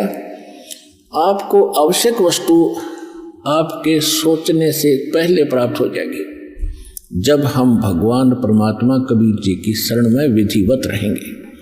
तो फिर हमने घने संग्रह संचन की आवश्यकता क्या? लेकिन हमारा जो है दिल इतना कमजोर हो लिया, हम संग्रह किए बिना रुक नहीं सकते। फिर परमात्मा ने बताया कि जैसा भी जिसकी व्यवस्था है उसी में इस भगवान की भक्ति को प्रारंभ करो, ज्ञान को सुन और इस पर कुछ कदम इसके अनुसार रख कर देखो। फिर आपको शांति भी होगी, घर में बरकत भी होगी, पापों से भी बचोगे। अब परमात्मा एक झोंपड़ी में रहा करते, सारी ब्रह्मांड के रचने वाले। वो एक शब्द से और एक सेकंड में इतना आलीशान मकान बना सकते हैं, एक वचन से, जिसके वचन से सब ब्रह्मांड और सब सूर्य और ये चांद सितारे बन गए और ये सब जीव जंतु, ये पौधे परमात्मा के एक वचन से बाग लग गए। तो क्या वो अच्छे महल बनाकर नहीं रह सकते थे इस पृथ्वी पर? काशी बनारस में वो जुल्हे का काम करके क्यों दिखाया उन्होंने? क्यों एक झोंपड़ी में टाइम पास किया कि बच्चों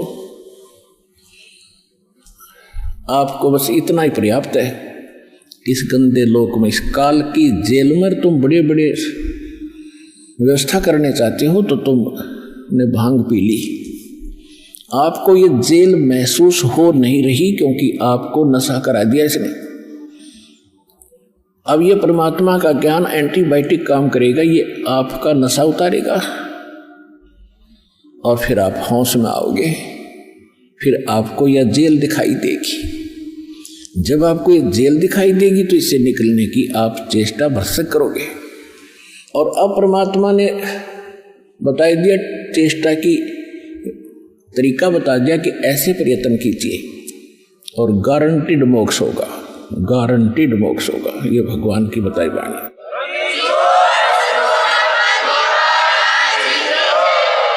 एक लाला जी था, सेठ धनी। उसने अपने मुनीमों से एक दिन अपनी टोटल संपत्ति का, सारी संपत्ति का टोटल करवाया कि कितनी संपत्ति होगी। उन्होंने बताया जी इतनी होगी, मेरी कितनी पीढ़ी इससे निर्वाह कर सकती है। उन्होंने बताया कि जी आपकी 5 पीढ़ी तो बैठा खा सकती है, इतनी संपत्ति आपके पास, धन है। अरे भले आदमियों, फिर छठी क्या खाएगी? वो छठी क्या खाएगी? और कुछ विधि बताओ। तो उन्होंने कहा जी साधु संत बताते हैं, उनके सत्संग सुनने चाहिए। तो सत्संग में बताया गया कि भाई दान करे, जब धन चाहे तो दान करे, और दान से धन घना मिलता है। और दान में जैसे साधु संत भक्तों को जो दान करा जा वो ज़्यादा लाभ देता है। जैसे यहाँ तो सारे साधु संत आते हैं, भगत, असली भगत तो यहाँ आते हैं। फिर भी जो भी जैसा मालिक के नाम पर कहीं के जंगलों में झोपड़ियों में बैठे थे साधु भक्त, तो पिछले संस्कारी होते, पिछलेपन उनको प्रेरित करते हैं, तो वो कहीं ना कहीं बैठ कर राम राम करते ही रहते हैं। लेकिन भविष्य का चार्जर उनके पास है नहीं, पिछलेपनों उनके पास है, जिस कारण से प्रेरित होकर के इतना बड़ा फैसला लिया, जंगल में बैठे या कहीं भी कोई साधना कर रहे हैं। तो उनके पिछले पुण्य ही वहाँ फल रहे होते हैं। एक आधे को आशीर्वाद दे दे, उन्हें लाभ हो जाए, उसको रोटी मिल जाए, ऐसा चल रहा था इनका काम। तो एक साधु था और पति पत्नी थे, दोनों वहाँ रहते थे। उनको मालूम था यहाँ भगत हैं। तो उस लाला जी ने क्या किया, सेठ ने सभी मुंशियों को कहा कि नौकरों को साथ लो और आसपास जितने भी साधु संत हैं सबको आटा दे आओ, किसी को जो मांगे खांड दावल चाल सब ले जाओ और दे के आओ। अब देते हुए आ रहे थे, उस भगत के यहाँ आए। उन्होंने कहा कि ले भगत जी, हमारे लाला जी ने आपके लिए एक सीधा भेजा है, यानी आटा चावल खांड नमक आदि दाल आप ले लो। उसने अपनी पत्नी से कहा कि देखना कितना सामान अपने पास है। उसने कहा जी शाम का है, दिन में गई थी, शाम का हमारे पास है। शाम का है? कहाँ जी? उन्होंने कह दिया भी हम नहीं लेते, हमारे पास शाम का सामान है। तो उस कहने लगे रे भगत फिर कल भी खा लियो। बोला कल की कल देखी जाएगी, अब नहीं ले हम। बोले कमाल की बात है। उन्होंने नहीं लिया तो वापस लेकर आ गए। वो सेठ ने पूछा तुम दे के क्यों नहीं आए? वो एक और वहाँ भी था, उसने गिन रखे थे, सारे गिनवा रखे थे। उसने कहा जी उन्होंने ये नहीं लिया। क्यों नहीं लिया? उसने ये कहा कि शाम का तो है, सुबह का भगवान और देगा, आप देगा, हम टेंशन नहीं लिया करते। अब उस लाला जी का सिकरो गुब्या फिर दिमाग का, अरे तेरा गजब हुई हो, मैं तो छठी पीढ़ी का ठेका ले रहा हूँ, सुबह की भी परमात्मा पर छोड़ दी। वहां से चलकर वहां आया, उसने पूछा कि भाई आप ऐसा निर्णय क्यों ले रहे हो, भूखे मरोगे? भूखे, वो कहने लगे भूखे मरा करें वो जो भगवान पर विश्वास नहीं करते। और हमें भगवान आगे से आगे देता उसने, क्योंकि ज्ञान सुन रखा था। लाला जी को बैठा लिया, कहते माँ के पेट में जब आप थे किसने चिंता थी तेरी? तो क्या तो बात सही है। जब आप माँ के गर्भ से बाहर आए, आपका दांत नहीं थे, आप रोटी चावल आटा नहीं खा सकते थे, और उससे पहले आपकी माँ के सतन में दूध भी नहीं था, हक नहीं था। बाहर आते ही बालक कितना चिंतित है, आपको अमृत दूध पिलाया। अरे तू ठेकेदार हो रहा छठी पीढ़ी का, तेरी बुद्धि भ्रष्ट होगी लाला जी। और गधे की योनि में जागा तू। तेने बोला जी के करूँ मैं तो मेरे गया के करूँ जी, कोड इकट्ठा कर लिया तने, पाप का भागी तू होकर खाएंगी तेरी पीढ़ी, वो अपनी किस्मत साथ लेकर आएंगी, तेरे भरोसे नहीं है। अब क्या करूँ मैं तो मेरे गया। जो बोला इसने बांट दे, धर्म कर दे, तेरी जान बचेगी। तब उस लाला जी ने वो भंडारा शुरू किया, धन भी नहीं बचेगा तेरा। तो कहने का भाव यह है पुण्यात्माओं, हम तो बहुत लंबा चौड़ा हिसाब लाए बैठे हैं, एक पल का भरोसा नहीं।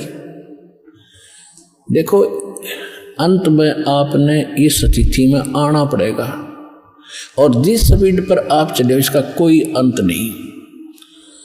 आज किसी के पास एक प्लाट है और थोड़ा सा जुगाड़ होते तो सोचे एक और लूँ, और फिर और जुगाड़ हो गया तो एक और लूँ, वहाँ थोड़ा सा ठीक मिल रहा है, रेट ज़्यादा होने वाले हैं, वहाँ भी दाव लग गया तो 30 चौथा और दूसरे शहर में ले लूँ, इतने मृत्यु हो जाएगी, और फिर कुत्ता बने कहाँ घूमया करेगा, सैर सपट्टे करता।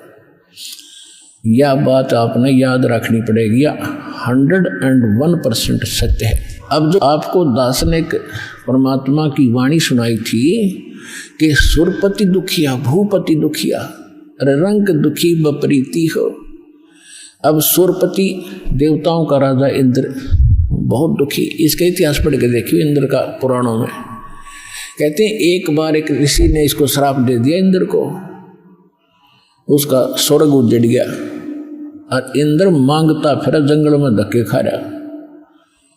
और फिर कभी देखते हो राक्षसों ने चढ़ाई कर दी, देवताओं का राक्षसों का लठबाज रहा है, झगड़ा हो रहा है, और मृत्यु के बाद फिर इंद्र गधा बनता गधा। तो यहां कहते हैं सुरपति दुखिया भूपति, सारी पृथ्वी का राजा भी दुखी, और रंग दुखी बप्रीति हो। निर्धन तो स्वाभाविक दुखी, उस पर सारी आपदाएं आती ही हैं जब तक वो भगवान की शरण में नहीं आता। जब वो परमात्मा की पावर से जुड़ जाता फिर रंग हो और चाहे राजा हो, परमात्मा तो उनको सब अपने हिसाब से डील करेगा। फिर परमात्मा कहते हैं कहे कबीर और सब दुखिया एक संत सुखी मन जीती हो। अब आपने मन जीतना पड़ेगा, जीती आपने मन जीती बनना पड़ेगा। कैसे? जैसे एक रंका और बंका नाम के दो पति पत्नी भगत थे और परमात्मा आए हुए थे। परमात्मा क्या करते हैं, आपको वेदों से भी प्रमाणित किया है कि जब चाहे कहीं पर भी एक साधु संत रूप बनाकर वो कुछ समय उस क्षेत्र में रहा करते, क्योंकि वहाँ उनकी कुछ पुण्य आत्मा होती थी। उनको फिर से चार्ज करते थे, ज्ञान सुनाते थे, माया से हटाते थे और भक्ति में जोड़ कर उनके पुण्य कर्म बना के वहाँ अंतर्ध्यान हो जाते थे। और उसी समय नामदेव जी महाराष्ट्र के अंदर नामदेव जी छिप्पी जाति में ये भी प्रकट थे। ये पहले ओम नाम का जाप करते थे। ये पिछले जन्म के पुण्यकर्मी प्राणी ही होते हैं जिनमें बचपन से ही परमात्मा की तड़प होती है। तो ओम नाम का जाप करते थे ओनली, और उस समय भी उन्होंने काफी चमत्कार दिखा दिए थे। लेकिन फिर परमात्मा आए और उस प्यारी आत्मा को समझा कि इस ओम से ऊपर एक और मंत्र है। अकेले ओम का मंत्र तो इस ब्रह्म का है, और इस जेल से छूटने के लिए 3 मंत्र का जाप है। ओम तत्सत, और तत् और सत्य सांकेतिक है। अब नामदेव जी को काफी मालिक ने समझाया, तब उनकी समझ में आई। फिर उनको सतनाम दिया, यानी दूसरा मंत्र भी साथ दिया। फिर वो उसका जाप करने लगे।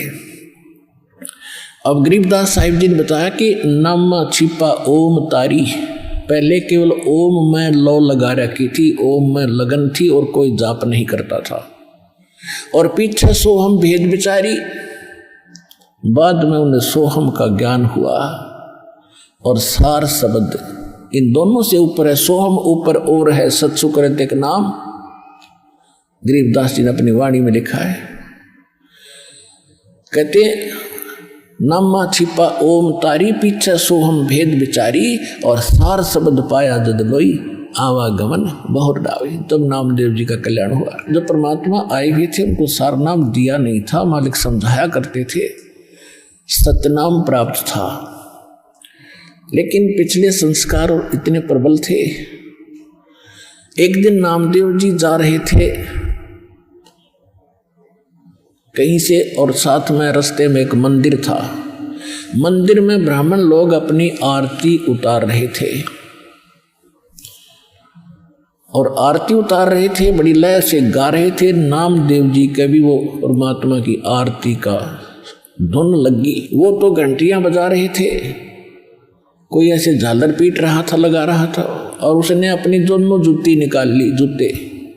जूती होती थी, दोनों निकाल ली, उनको ऐसे बजाते हुए और वो आरती गाते हुए ब्राह्मणों के बीच में घुस गए भगवान के दर्शनार्थ मंदिर में।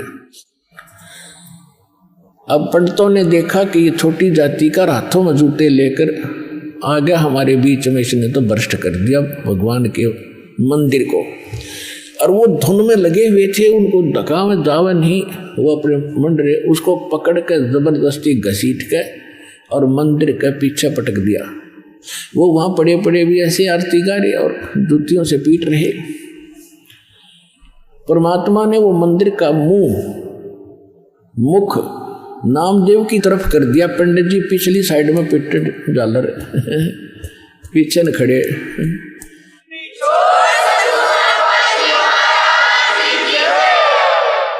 अब नामदेव जी चले गए रंका और बंका, और एक उनकी लड़की थी वंका। नामदेव जी रंका और वंका के घर अधिक जाते थे, क्योंकि वो भी परमात्मा के शिष्य थे। जब परमेश्वर साधु रूप में वहां आ रहे थे, गुरु रूप पर रहा करते थे। अस्थायी सटे उनका कुछ समय का था वहां पर।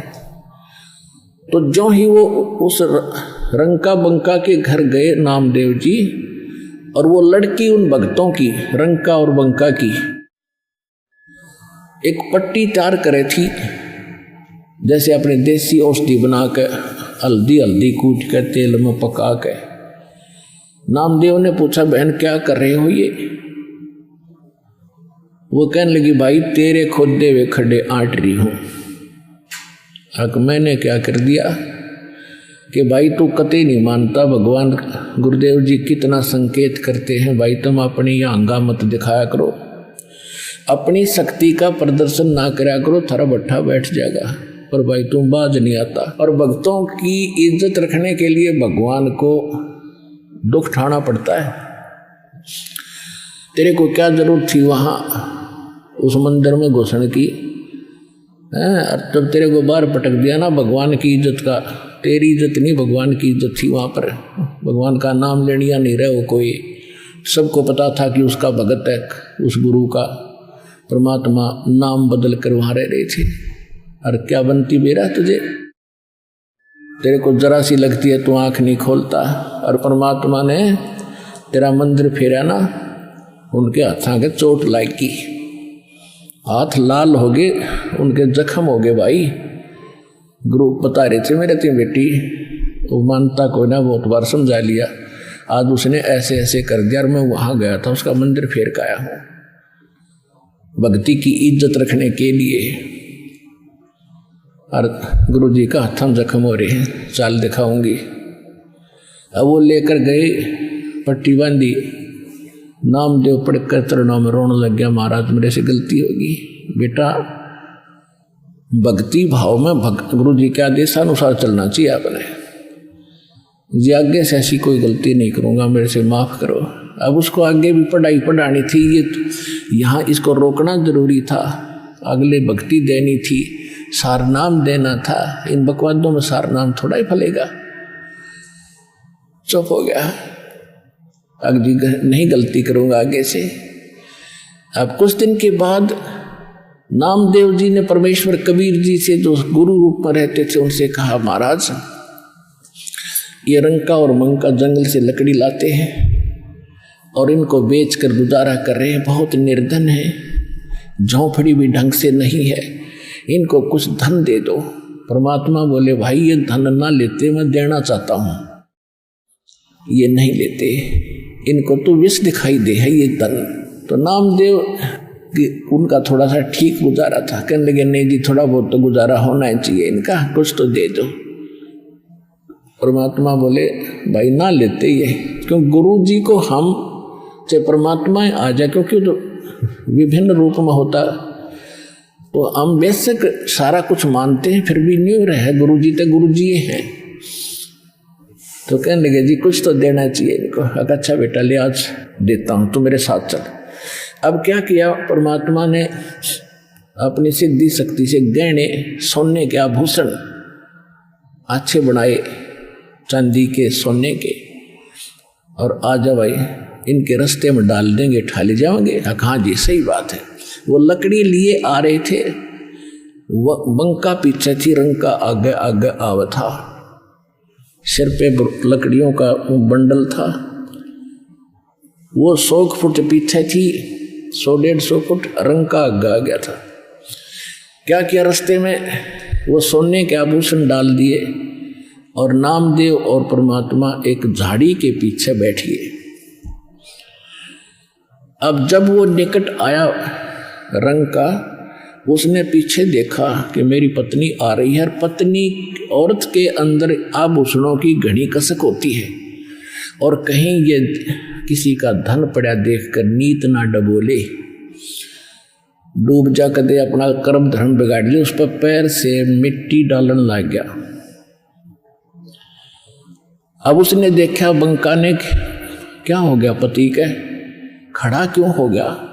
उसने ध्यान से देखा, कहाँ ये तो इस कारण से कर रहा है। वो कहने लगी चलो चलो जी क्यों मिट्टी पर मिट्टी डाल रहे हो, चलो चलो क्यों मिट्टी पर मिट्टी डाल रहे हो।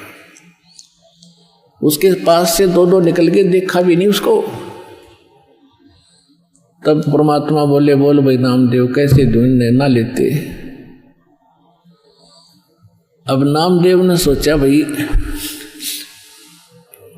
उसकी बुद्धि इतनी ही काम करे, ठीक जी और कोई तरीका अपना लो। अच्छा भाई ले और भी तू कहेगा हम वो अपना लेंगे। एक दिन क्या था, सत्संग हो रहा था, परमात्मा सत्संग कर रहे थे, रंका और बंका ये दोनों सत्संग सुन चले गए। नामदेव भी वहीं बैठा था। उधर से क्या हुआ, वो लड़की घर पे थी और वो बाहर बैठी थी चारपाई पे। उस झोपड़ी में आग लग गई। वह दौड़ी दौड़ी आई लड़की के, माताजी पिताजी माताजी पिताजी। कहा क्या हो गया बेटा, कि झोपड़ी में आग लग गई। सत्संग चल रहा था और वो बताने भाग गई। तो उन्होंने पूछा बेटा क्या जल गया, क्या बच गया। कि एक चारपाई बची है बाहर, बाकी सब जल गया। कि उस चारपाई ने भी उसमें गिरा बढ़ती आग में। राजा बेटी सत्संग सुन ले, मैं चारपाई ने ठोकर वह ना होती तो सत्संग में बात ना आनी चाहिए बेटी। आग लगो इस झोपड़ी का, इसने गिरा उसके माँ, और यह झोपड़ी ना होती तो सत्संग में बात तो ना आती। तुमने ध्यान भंग कर दिया, इतना आनंद आ रहा था। तो कहने का भाव ये है पुण्यात्माओं, फिर नामदेव की आंखें खुली, रत रग जो भगत ऐसे होने चाहिए। और फिर परमात्मा ने इतना सुंदर मकान बना दिया उनका। कहते नुक्ते ऊपर रिज जाएगा, 1 करोड़ कर्म जल जाए तुम्हारे। तो हमने भगत बनना पड़ेगा भगवान से लाभ लेने के लिए। बकवादों से बात बने को नहीं, इतनी सी बात है।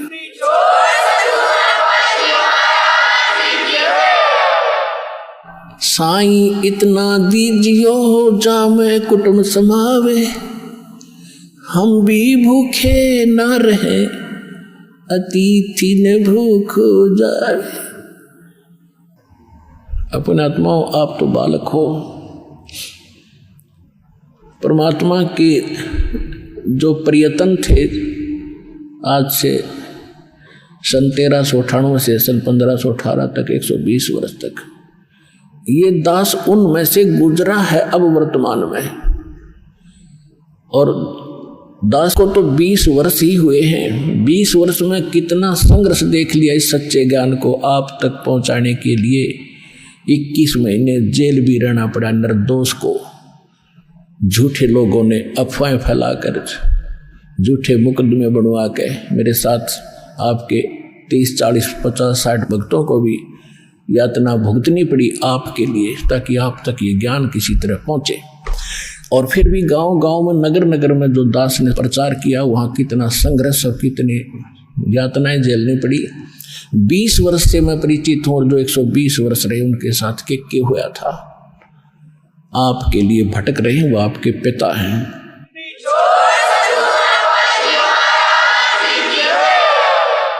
तो पुण्यात्मा हमारे साथ समर्थ है। हमारा उद्देश्य किसी का बुरा करना नहीं है, स्वप्न में भी नहीं सोचते हम किसी का बुरा। हम तो विश्व कल्याण का उद्देश्य लेकर इस मार्ग पर कदम रखा दास ने, मालिक के सहयोग से।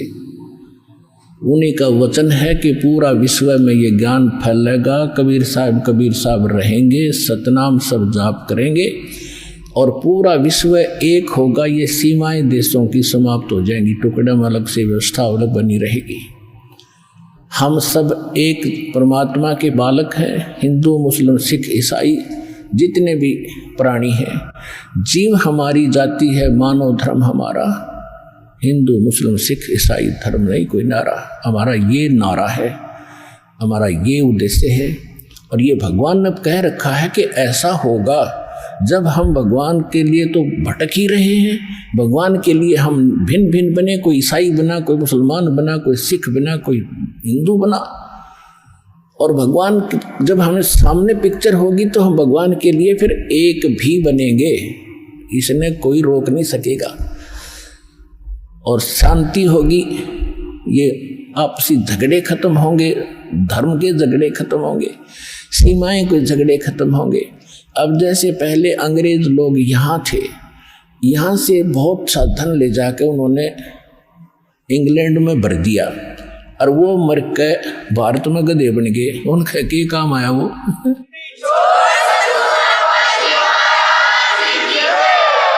तो उन मूर्खा के काम आया, वो कर्म बिगाड़ गए। तो यह आँख, ये अंधेरा हटेगा आपका।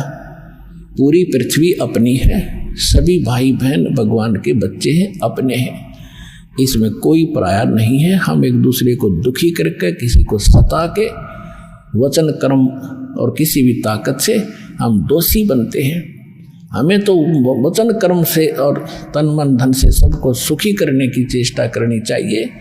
कबीर साहब का विधान है, ऐसी बानी बोलिए मन का आपा खोए, और उनको भी शीतल करें, आप भी शीतल होए। तो इस प्रकार के फार्मूले अपना अपना के इस भक्ति मार्ग को सफल करना पड़ेगा, और कोई इसका तरीका नहीं है। पुण्यात्मा परमात्मा हमें क्या गाइडलाइन देते हैं? नाम सुमर ले सुकर्म कर ले, कौन जाने कल की खबर नहीं पल की।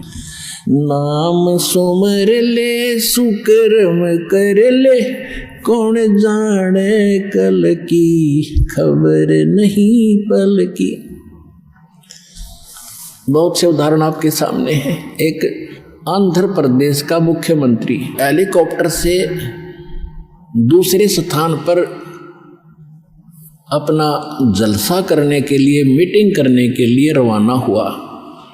उसकी स्वागत में, उसके आगमन के स्वागत में, उसके जो कर्मचारी, अधिकारी और उसके साथी उसे लाभ लेने के चक्कर में कि इधर खुदा मान रखा था उन्हें, उसके लिए फूलों के हार लिए खड़े, उसके लिए बड़ी बड़ी स्टेज लगा रखी और खाने के लिए व्यवस्था कर रखी। हेलीकॉप्टर क्रैश हो गया और जंगल में गिर गया। 3 दिन तक उसकी लाश नहीं मिली। और वहाँ से उड़ा जब उसने पता नहीं के वो ला रखी थी, ये करूँगा, वहाँ ऐसे कर दूंगा, उसको ऐसे कर दूंगा, उसको ऐसे फांसी दे दूंगा, उसको ऐसे लाभ दे दूंगा। और आगे की बनाएगी, फिर पीछे तू पशुआ की जे गद्दा बैल बनाई, ये 56 भोग कहाँ मन भोरे है, कित कुरने चरने जाई। एक पोलैंड देश का पूरा मंत्रिमंडल, जिसमें 96 मंत्री और प्रधानमंत्री साथ थे, 95 व्यक्ति थे, और किसी का शोक व्यक्त करना थे, कोई नेता मर गया था। एक के जहाज में सारे बैठ गए और उस समय क्रैश हो गया, दुर्घटनाग्रस्त हो गया, सारे मर गए 1 सेकंड में। खा कहिए और बाकी बचे हुए फिर प्रधानमंत्री तैयार हो गया, खाओ मैं कर दूंगा, कला तोड़ दूंगा। तो बिना ज्ञान के नू डले ठोरे हो भाई, इससे बचना पड़ेगा, भगवान जपना पड़ेगा और मन को जीतना पड़ेगा इस ज्ञान के आधार से, तब सुखी और परलोक प्राप्ति होगी।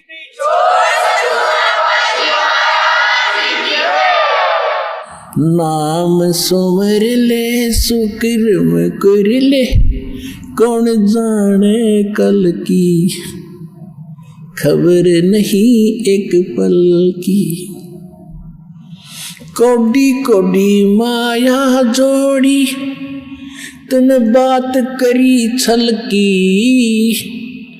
कौड़ी कौड़ी माया जोड़ी, बात करी छल की। पुण्य पाप किली बांधे पोटरिया, या कैसे हो हल की, खबर नहीं पल की। नाम सुमर ले सुकर्म कर ले, कौन जाने कल की, खबर नहीं पल की। मात पिता परिवार भाई बंधु, ये तरिया मतलब की। मात पिता परिवार भाई बंधु, या तरिया मतलब की। चलती बरिया कोई न साथी, या मट्टी जंगल की, खबर नहीं पल की।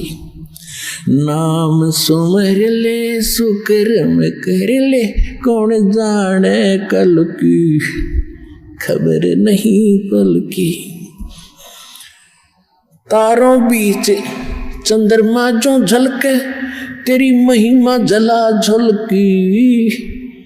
जैसे कोई नेता बन गया है, कोई अधिकारी कर्मचारी, कोई इंजीनियर, डॉक्टर, जज और कोई मंत्री प्रधानमंत्री बना हुआ है। आज कहते हैं आप ऐसे चमक रहे हो इन अन्य नागरिकों में, जैसे चंद्रमा तारों के बीच में शोभा पाता है। और यदि आप जी ने भक्ति नहीं करी तो क्या होगा। तारों बीच चंद्रमा जो झलके, तेरी महिमा जला झलकी। फिर बने कुकरा बिस्टा खावे, बने कुकरा बिस्टा खावे। अब बात कर बल की, खबर नहीं पल की। कहते फिर कुत्ता बनकर टट्टी खागा। अब तू ताकत दिखा रहा है अपने पद की या कोई और किसी कारण से, भूल गया तो भगवान के विधान को। तारों बीच चंद्रमा जो झलके, तेरी महिमा जला झलकी। बने कुकरा बिस्टा खावे, अब बात कर बल की, खबर नहीं पल की।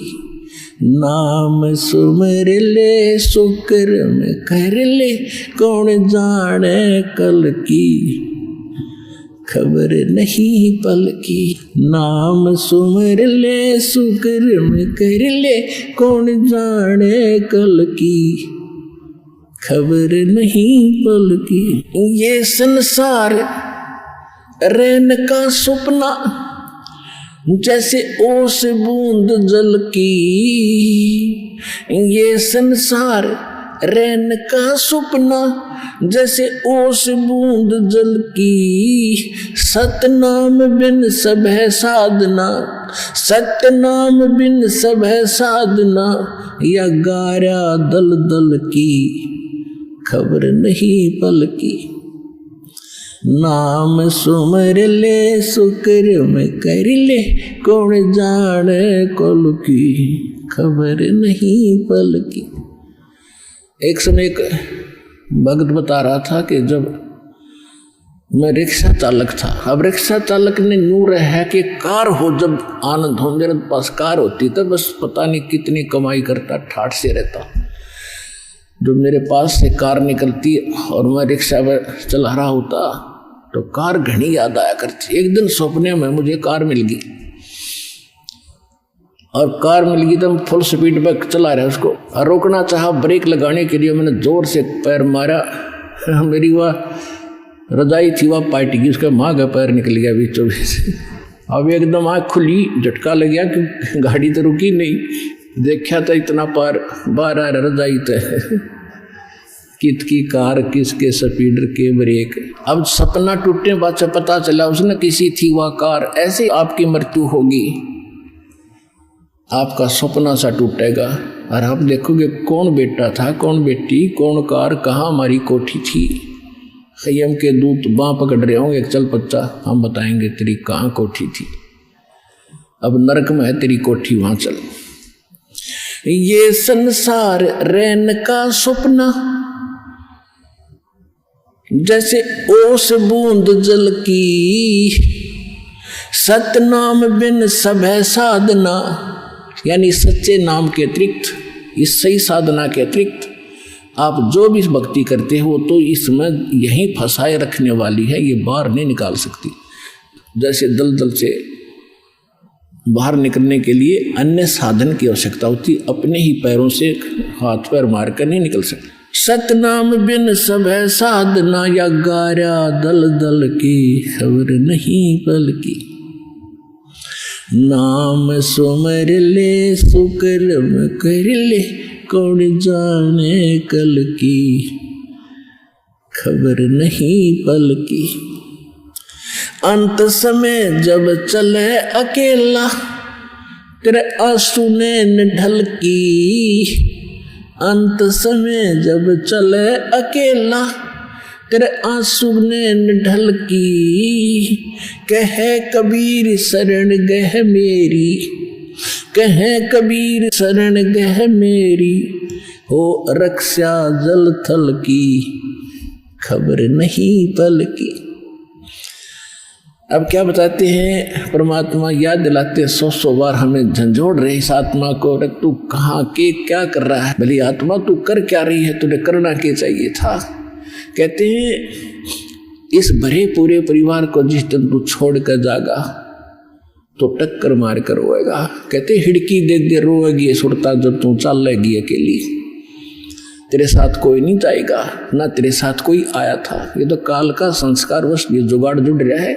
तो इसके लिए भगवान की भक्ति करेंगे तो हमें ये कुछ भी याद नहीं आएगा। हम ऐसे ऐसे जाएंगे जैसे हमें कुछ मालूम ही नहीं कि हम मर रहे हैं। हम यहाँ ये मिट्टी छोड़ देंगे तो कौचली है, जैसे सर्प कौचली छोड़ जाता, सर्प तो अलग है, वह कौचली तो और उन्नरी है उसके पास। तो इसी प्रकार हमारी इस बॉडी के अंदर और बॉडी है जो ओरिजिनल है, और इस मिट्टी वाली से उसके अंदर हमने वह शक्ति पैदा करनी है। जो पाप करते हो वो पाप इकट्ठे हो जाएंगे, पुण्य और भक्ति करेंगे भक्ति से उसमें ताकत आ जाएगी। उसके कारण फिर हम चलते समय हमें कुछ भी याद नहीं आओगे, 1 सेकंड में ऊपर पाओगे बैठे। और यदि हम भक्ति नहीं करते हैं और फिर याद करते हैं, ओहो ये रह गया वो रह गया, फिर मृत्यु के बाद वहीं कुत्ते गधे बनकर वहीं घूम रहे होते उन्हीं गलियों में, और अपने परिवार के सदस्यों के लठ खा रहे होते। तो इस प्रकार हमने ये क्या बताना चाहते हैं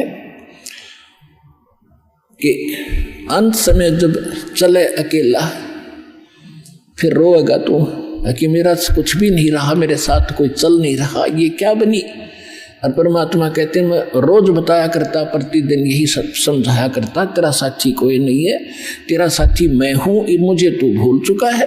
तेरा यहाँ भी जो संस्कार है बच्चों का, परिवार का, माता पिता भाई बहन पति पत्नी का, इसने भी मैं सेट करवाऊंगा, थोड़ा सुलझेड़ा करवाऊंगा, तुम्हारा इस संस्कार को ढंग से निमटवा दूंगा सबका जो मेरी शरण में आगे, और फिर सारा न मोक्ष कर दूंगा। अब कहते हैं कहे कबीर शरण गह मेरी, हो रक्षा जल थल की।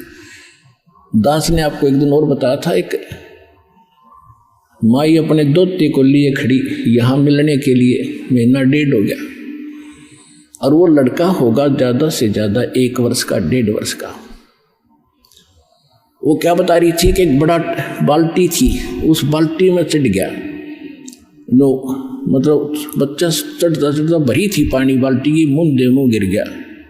और हम कहीं बातें कर रहे थे, काम कर रहे थे, 4 घंटे के बाद वो बच्चा संभाला मरा पाया। मेरा जो दामाद और मेरी बेटी सत्संग सुना करते, आपका नाम नहीं ले रहे थे, और उसमें भक्तों के चमत्कार ऐसी ऐसी लीला सुनकर वो गदगद हो रहे थे कि भाई।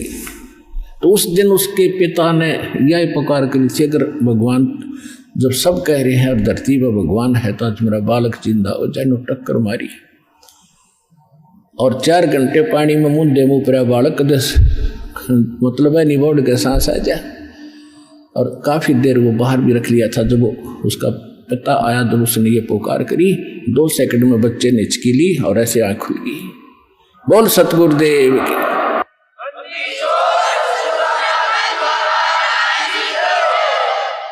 फिर डॉक्टर के पास ले गए, हिसार बता रहे थे। उसके बाद वो मिले नहीं हमें। फिर वो लड़के को लेकर आ रहे थे जी, सारा परिवार ने आज नाम भी ले लिया। देखो कहते कह कबीर शरण गए मेरी। जब उन्होंने हृदय से ये मान रखा था कि संत है तो ये है, आ नहीं पा रहे थे। अब यहाँ लाने का तरीका भी उन्होंने अपनाना पड़ा। अब जैसे इस काल ने के कर रखा अपने साथ, यूँ यहाँ नहीं आने देता और बाकी की तले जैसे ने। अब ज्ञान सुन रहा है पूरा संसार, लगभग काफ़ी भारतवर्ष में तो बहुत सुन रहे हैं इस साधना चैनल पर, इस पुस्तक में भी पढ़ रहे हैं और हमारे भक्तों से भी वो ज्ञान सुनकर अब वो ये सोच रहे हैं कैसे चले, इसको कैसे छोड़े। उनकी हिम्मत ना बढ़ रही आने की।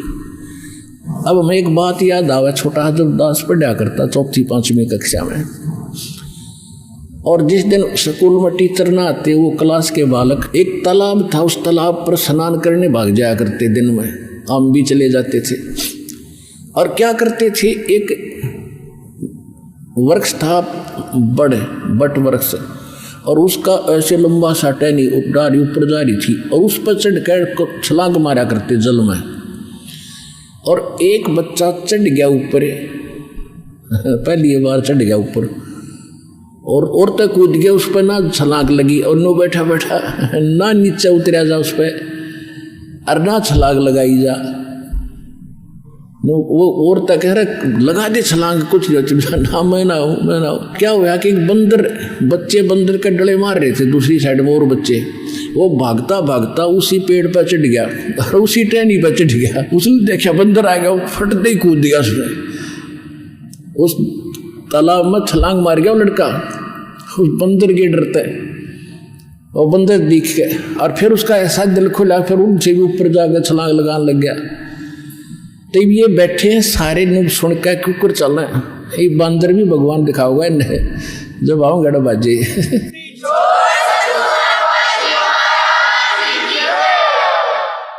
आइए अब हम उन श्रद्धालुओं के अनुभव जानते हैं जो जगत गुरु तत्वदर्शी संत रामपाल जी महाराज जी से दीक्षा प्राप्त कर चुके हैं तथा उनके द्वारा बताए गए भक्ति मार्ग पर चल रहे हैं। जी नमस्कार। नमस्ते। क्या नाम है आपका? कीर्ति शर्मा। कीर्ति जी कहाँ से आए आप?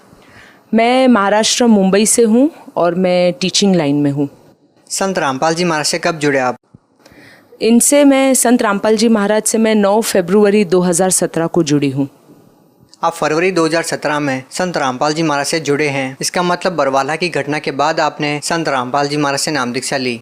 हाँ, सही बात है। ये एक आश्चर्यजनक बात है कि आपने बरवाला की घटना के बाद संत रामपाल जी महाराज से नाम दीक्षा ली। क्या आप जानते थे कि संत रामपाल जी महाराज जेल में हैं? हाँ, जब मैंने नाम दीक्षा ली थी मुझे हर चीज़ का ज्ञान था कि संत रामपाल जी महाराज जेल में है। उसके बावजूद मैंने नाम दीक्षा ली है क्योंकि उनकी जो नॉलेज है वो मुझे बहुत ही अच्छी लगी है और उनकी जो भी उन्होंने है ना लोगों को ज्ञान दिया है उसमें कहीं पे भी मुझे ऐसे नहीं लगा है कि वो किसी मानव जाति के विरुद्ध बोल रहे हैं या किसी को प्रॉब्लम में डाल रहे हैं। उनके जो भी मतलब उन्होंने नॉलेज दी है वो मानव जीव के कल्याण के लिए है। यदि आपसे कारण पूछा जाए कि आपने संत रामपाल जी महाराज से नाम दीक्षा ली क्यों, तो क्या कहेंगे? एक्चुअली हम बहुत ही प्रॉब्लम में थे और इसके पहले प्रॉब्लम में थे मतलब जैसे जो भी मनुष्य प्रॉब्लम में रहता है धरती पर वो सबसे पहले और कुछ वो नहीं है, सल्यूशन नहीं है तो हम भगवान के पास जाते हैं। उसी तरह हम भी जो दुनिया में जो अभी तक चली आ रही है प्रथा मूर्ति पूजा वगैरह है हम वही कर रहे थे, मगर उन चीज़ों से हमें कुछ भी सल्यूशन नहीं मिला। यहाँ तक कि जितनी पूजा कर रहे थे उतना ही हम खड्डे में जा रहे थे अगर ऐसे कहा जाए तो बहुत मतलब हमारे पास कोई चारा ही नहीं था। और तभी ऐसा हो गया जैसे संत रामपाल जी महाराज ने ही हमें बताया है कि बेटा तू मेरी राह पे आ जाओ। यदि आपसे पूछा जाए कि आपको परेशानियां क्या थी, संत रामपाल जी महाराज के शरण में आने की आखिर आपको ज़रूरत क्या आन पड़ी, ऐसी क्या परिस्थितियां हुई कि आपको संत रामपाल जी महाराज से नाम दीक्षा लेने की ज़रूरत पड़ी? मेरे जो भगत जी हैं, मेरे हस्बैंड हैं, उनको बहुत ही बुरी आदत थी जुआ खेलने की। वो खुद रिग लाइन पे हैं, लाख, सवा लाख, 1.5 लाख तक कमा लेते हैं। मैं खुद टीचर हूँ, मेरी इनकम घर पे आती है। उसके बावजूद हमारा 2 बेडरूम हॉल किचन का फ्लैट प्लस मेरे पास जो भी गहने वगैरह जो मटेरियल वर्ल्ड कहते हैं वो सभी था हमारे पास। और इनकी इसी बुरी आदत की वजह से हमने सब कुछ खो दिया है। आज हम रेंट के फ्लैट पे रह रहे हैं और तब भी इनकी पेमेंट अच्छी है, मेरी पेमेंट अच्छी है, तब भी हम अच्छे से गुजारा कर सकते हैं रेंट के फ्लैट पे। तब भी हमारे पास पैसे नहीं बचते हैं, जैसे आते हैं वैसे ही चले जाते हैं। मेरे भगत जी को, हस्बैंड को पता भी चलता था कि मैं कहाँ जा रहा हूँ, मैं क्या कर रहा हूँ, तब भी पता नहीं किस प्रकार का उनमें खिंचाव था कि उस काल की दुनिया में जो मैं कह रही हूँ, जो मैंने अभी यहाँ पे सीखा है, उस काल की दुनिया में वो कैसे खींचे चले जाते थे। उन्होंने मेरी कसम ली, मेरे बच्चे की कसम ली, मगर कुछ फ़ायदा नहीं था। मगर जब से, जिस दिन से हमने 9 तारीख से जो नामदान लिया है, 10वें दिन से मेरे भगत जी ये बोल रहे कि कीर्ति मुझे वहाँ पे जाने की इच्छा भी नहीं होती है, वहीं लॉटरी खेलने के लिए। हमारे पास दूध लेने के लिए भी पैसे नहीं थे।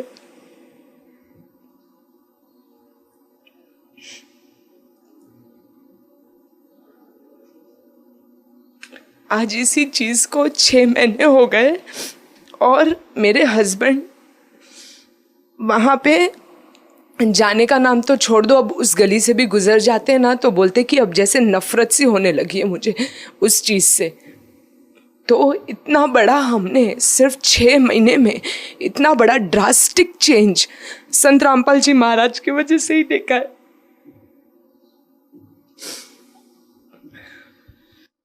आपको लगभग 6 महीने ही संत रामपाल जी महाराज से नाम दीक्षा लिए हुए हैं, तो आपकी आर्थिक स्थिति में इतना सारा बदलाव कैसे हुआ? पहली बात तो जहाँ जो कमाए हुए पैसे हमारे चले जाते थे वो बचने लगे हैं।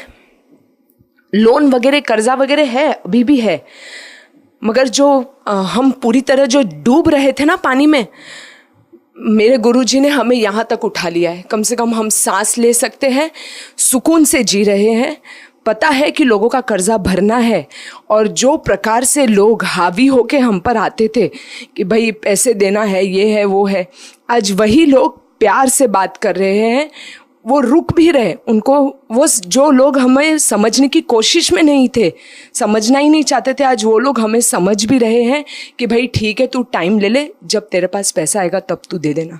मतलब ये बात आपके पति को संत रामपाल जी महाराज से नाम दीक्षा लेने के बाद ही कैसे समझ में आई कि जुआ नहीं खेलना चाहिए, जो बुरी आदतें थी उनकी वो संत रामपाल जी महाराज से नाम दीक्षा लेने के बाद ही क्यों छूटी? ऐसा क्या परिवर्तन आया?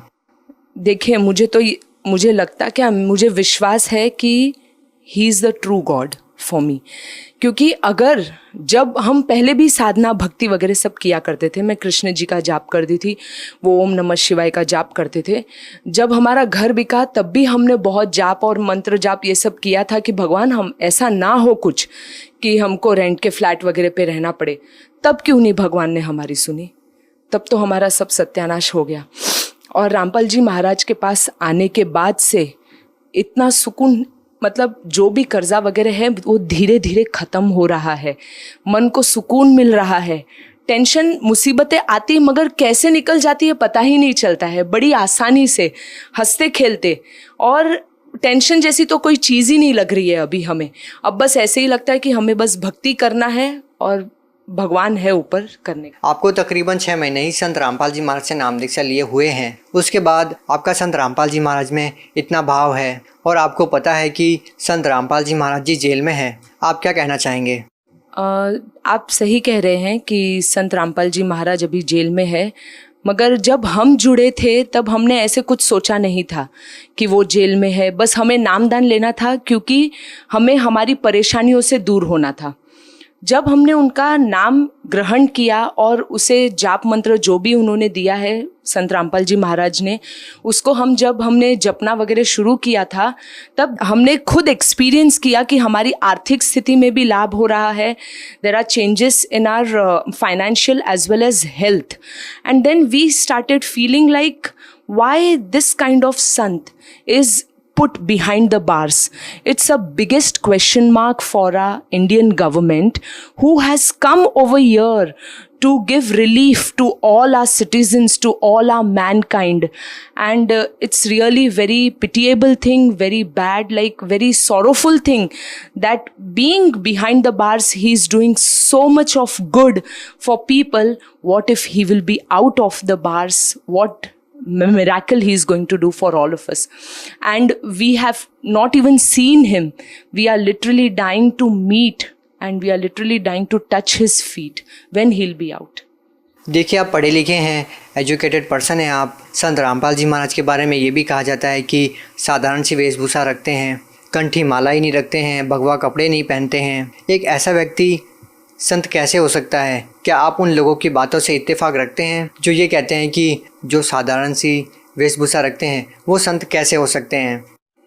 डेफिनेटली संत होना ज़रूरी नहीं है कि भगवा कपड़ा पहन लेना है, माला वगैरह कर ले लेनी है. संत इंसान मन से होता है, विचारों से संत होता है, दूसरों के प्रति उनकी क्या भावना है उससे संत होता है. तो इसलिए मैं नहीं मानती हूँ कि जिनकी बड़ी बड़ी दाढ़ी हो, तिलक लगा लिया है और दुनिया भर के ढोंग वगैरह कर रहे वही संत है. संत रामपाल जी महाराज ही एक में वो संत है, वही परमेश्वर है. मुंबई जैसे शहर में रहने के बावजूद क्या आप इन बातों में विश्वास रखते हैं कि किसी मंत्र के जाप से या संत के आशीर्वाद मात्र से इस तरह के लाभ होते हैं? मैं पहले से ही भगवान की राह पर, मतलब पहले से ही मुझे विश्वास है कि भगवान है. इसीलिए मेरा पहले से ही आध्यात्मिक उसमें भी काफ़ी लगाव था, रुचि थी. काफ़ी बार मतलब फ्रेंड्स लोगों के साथ भी बैठना जो डिफरेंट कास्ट के हैं, कोई क्रिश्चियन है, कोई मुस्लिम है, उन लोग भी जो अपनी बातें शेयर करते थे वो भी मैं सुनती थी. तो मतलब मुझे भगवान में रुचि तो पहले से ही थी, उन पे विश्वास भी पहले से ही था. सिर्फ इतना ही था कि करेक्ट वे ऑफ वर्शिप वो मुझे नहीं पता थी, जो मुझे अभी पता चली है. आप बॉम्बे जैसे शहर में रहते हैं, बहुत सारे लोगों का सपना होता है कि जो बॉम्बे शहर में अभिनेता रहते हैं उनको देखा जाए. यदि आपसे बात की जाए तो आपके रियल हीरो कौन है? रियल हीरो अभी तो संत रामपाल जी महाराज है. और जिन अभिनेताओं की आप बात कर रहे हैं वो उनका प्रोफेशन है, वो कमाने के लिए कर रहे हैं, लोगों को एंटरटेन कर रहे हैं और उनके घर तो भरे जा रहे हैं. बाकी लोगों के दुख से उनको क्या मतलब है. मगर जो हमारे संत रामपाल जी महाराज हैं वो आए हैं दूसरों का दुख दूर करने के लिए.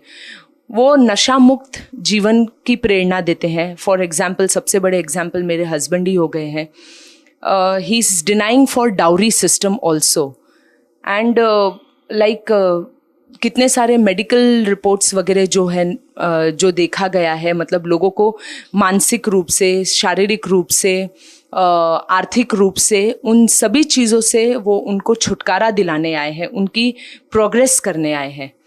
और आप रिसर्च भी कर सकते हैं. जैसे 3 घंटे की अगर लोगों ने मूवी देखी है और 3 घंटे का सत्संग सुनाइए संत रामपाल जी महाराज का, आप गारंटीड जिन्होंने सत्संग सुना है 3 घंटे का, उनमें आप काफ़ी बदलाव देखेंगे कंपेयर टू जिन्होंने 3 घंटे की फिल्म देखी है. और जो बदलाव उनमें आएगा और उन लोगों ने अगर ग्रहण कर लिया तो वो लाइफ टाइम तक उनके लिए एक बहुत अच्छी सीख हो जाएगी और वो अपने लाइफ को काफ़ी प्रोग्रेस की ओर ले जाएंगे. बहुत बहुत धन्यवाद. सत साहिब.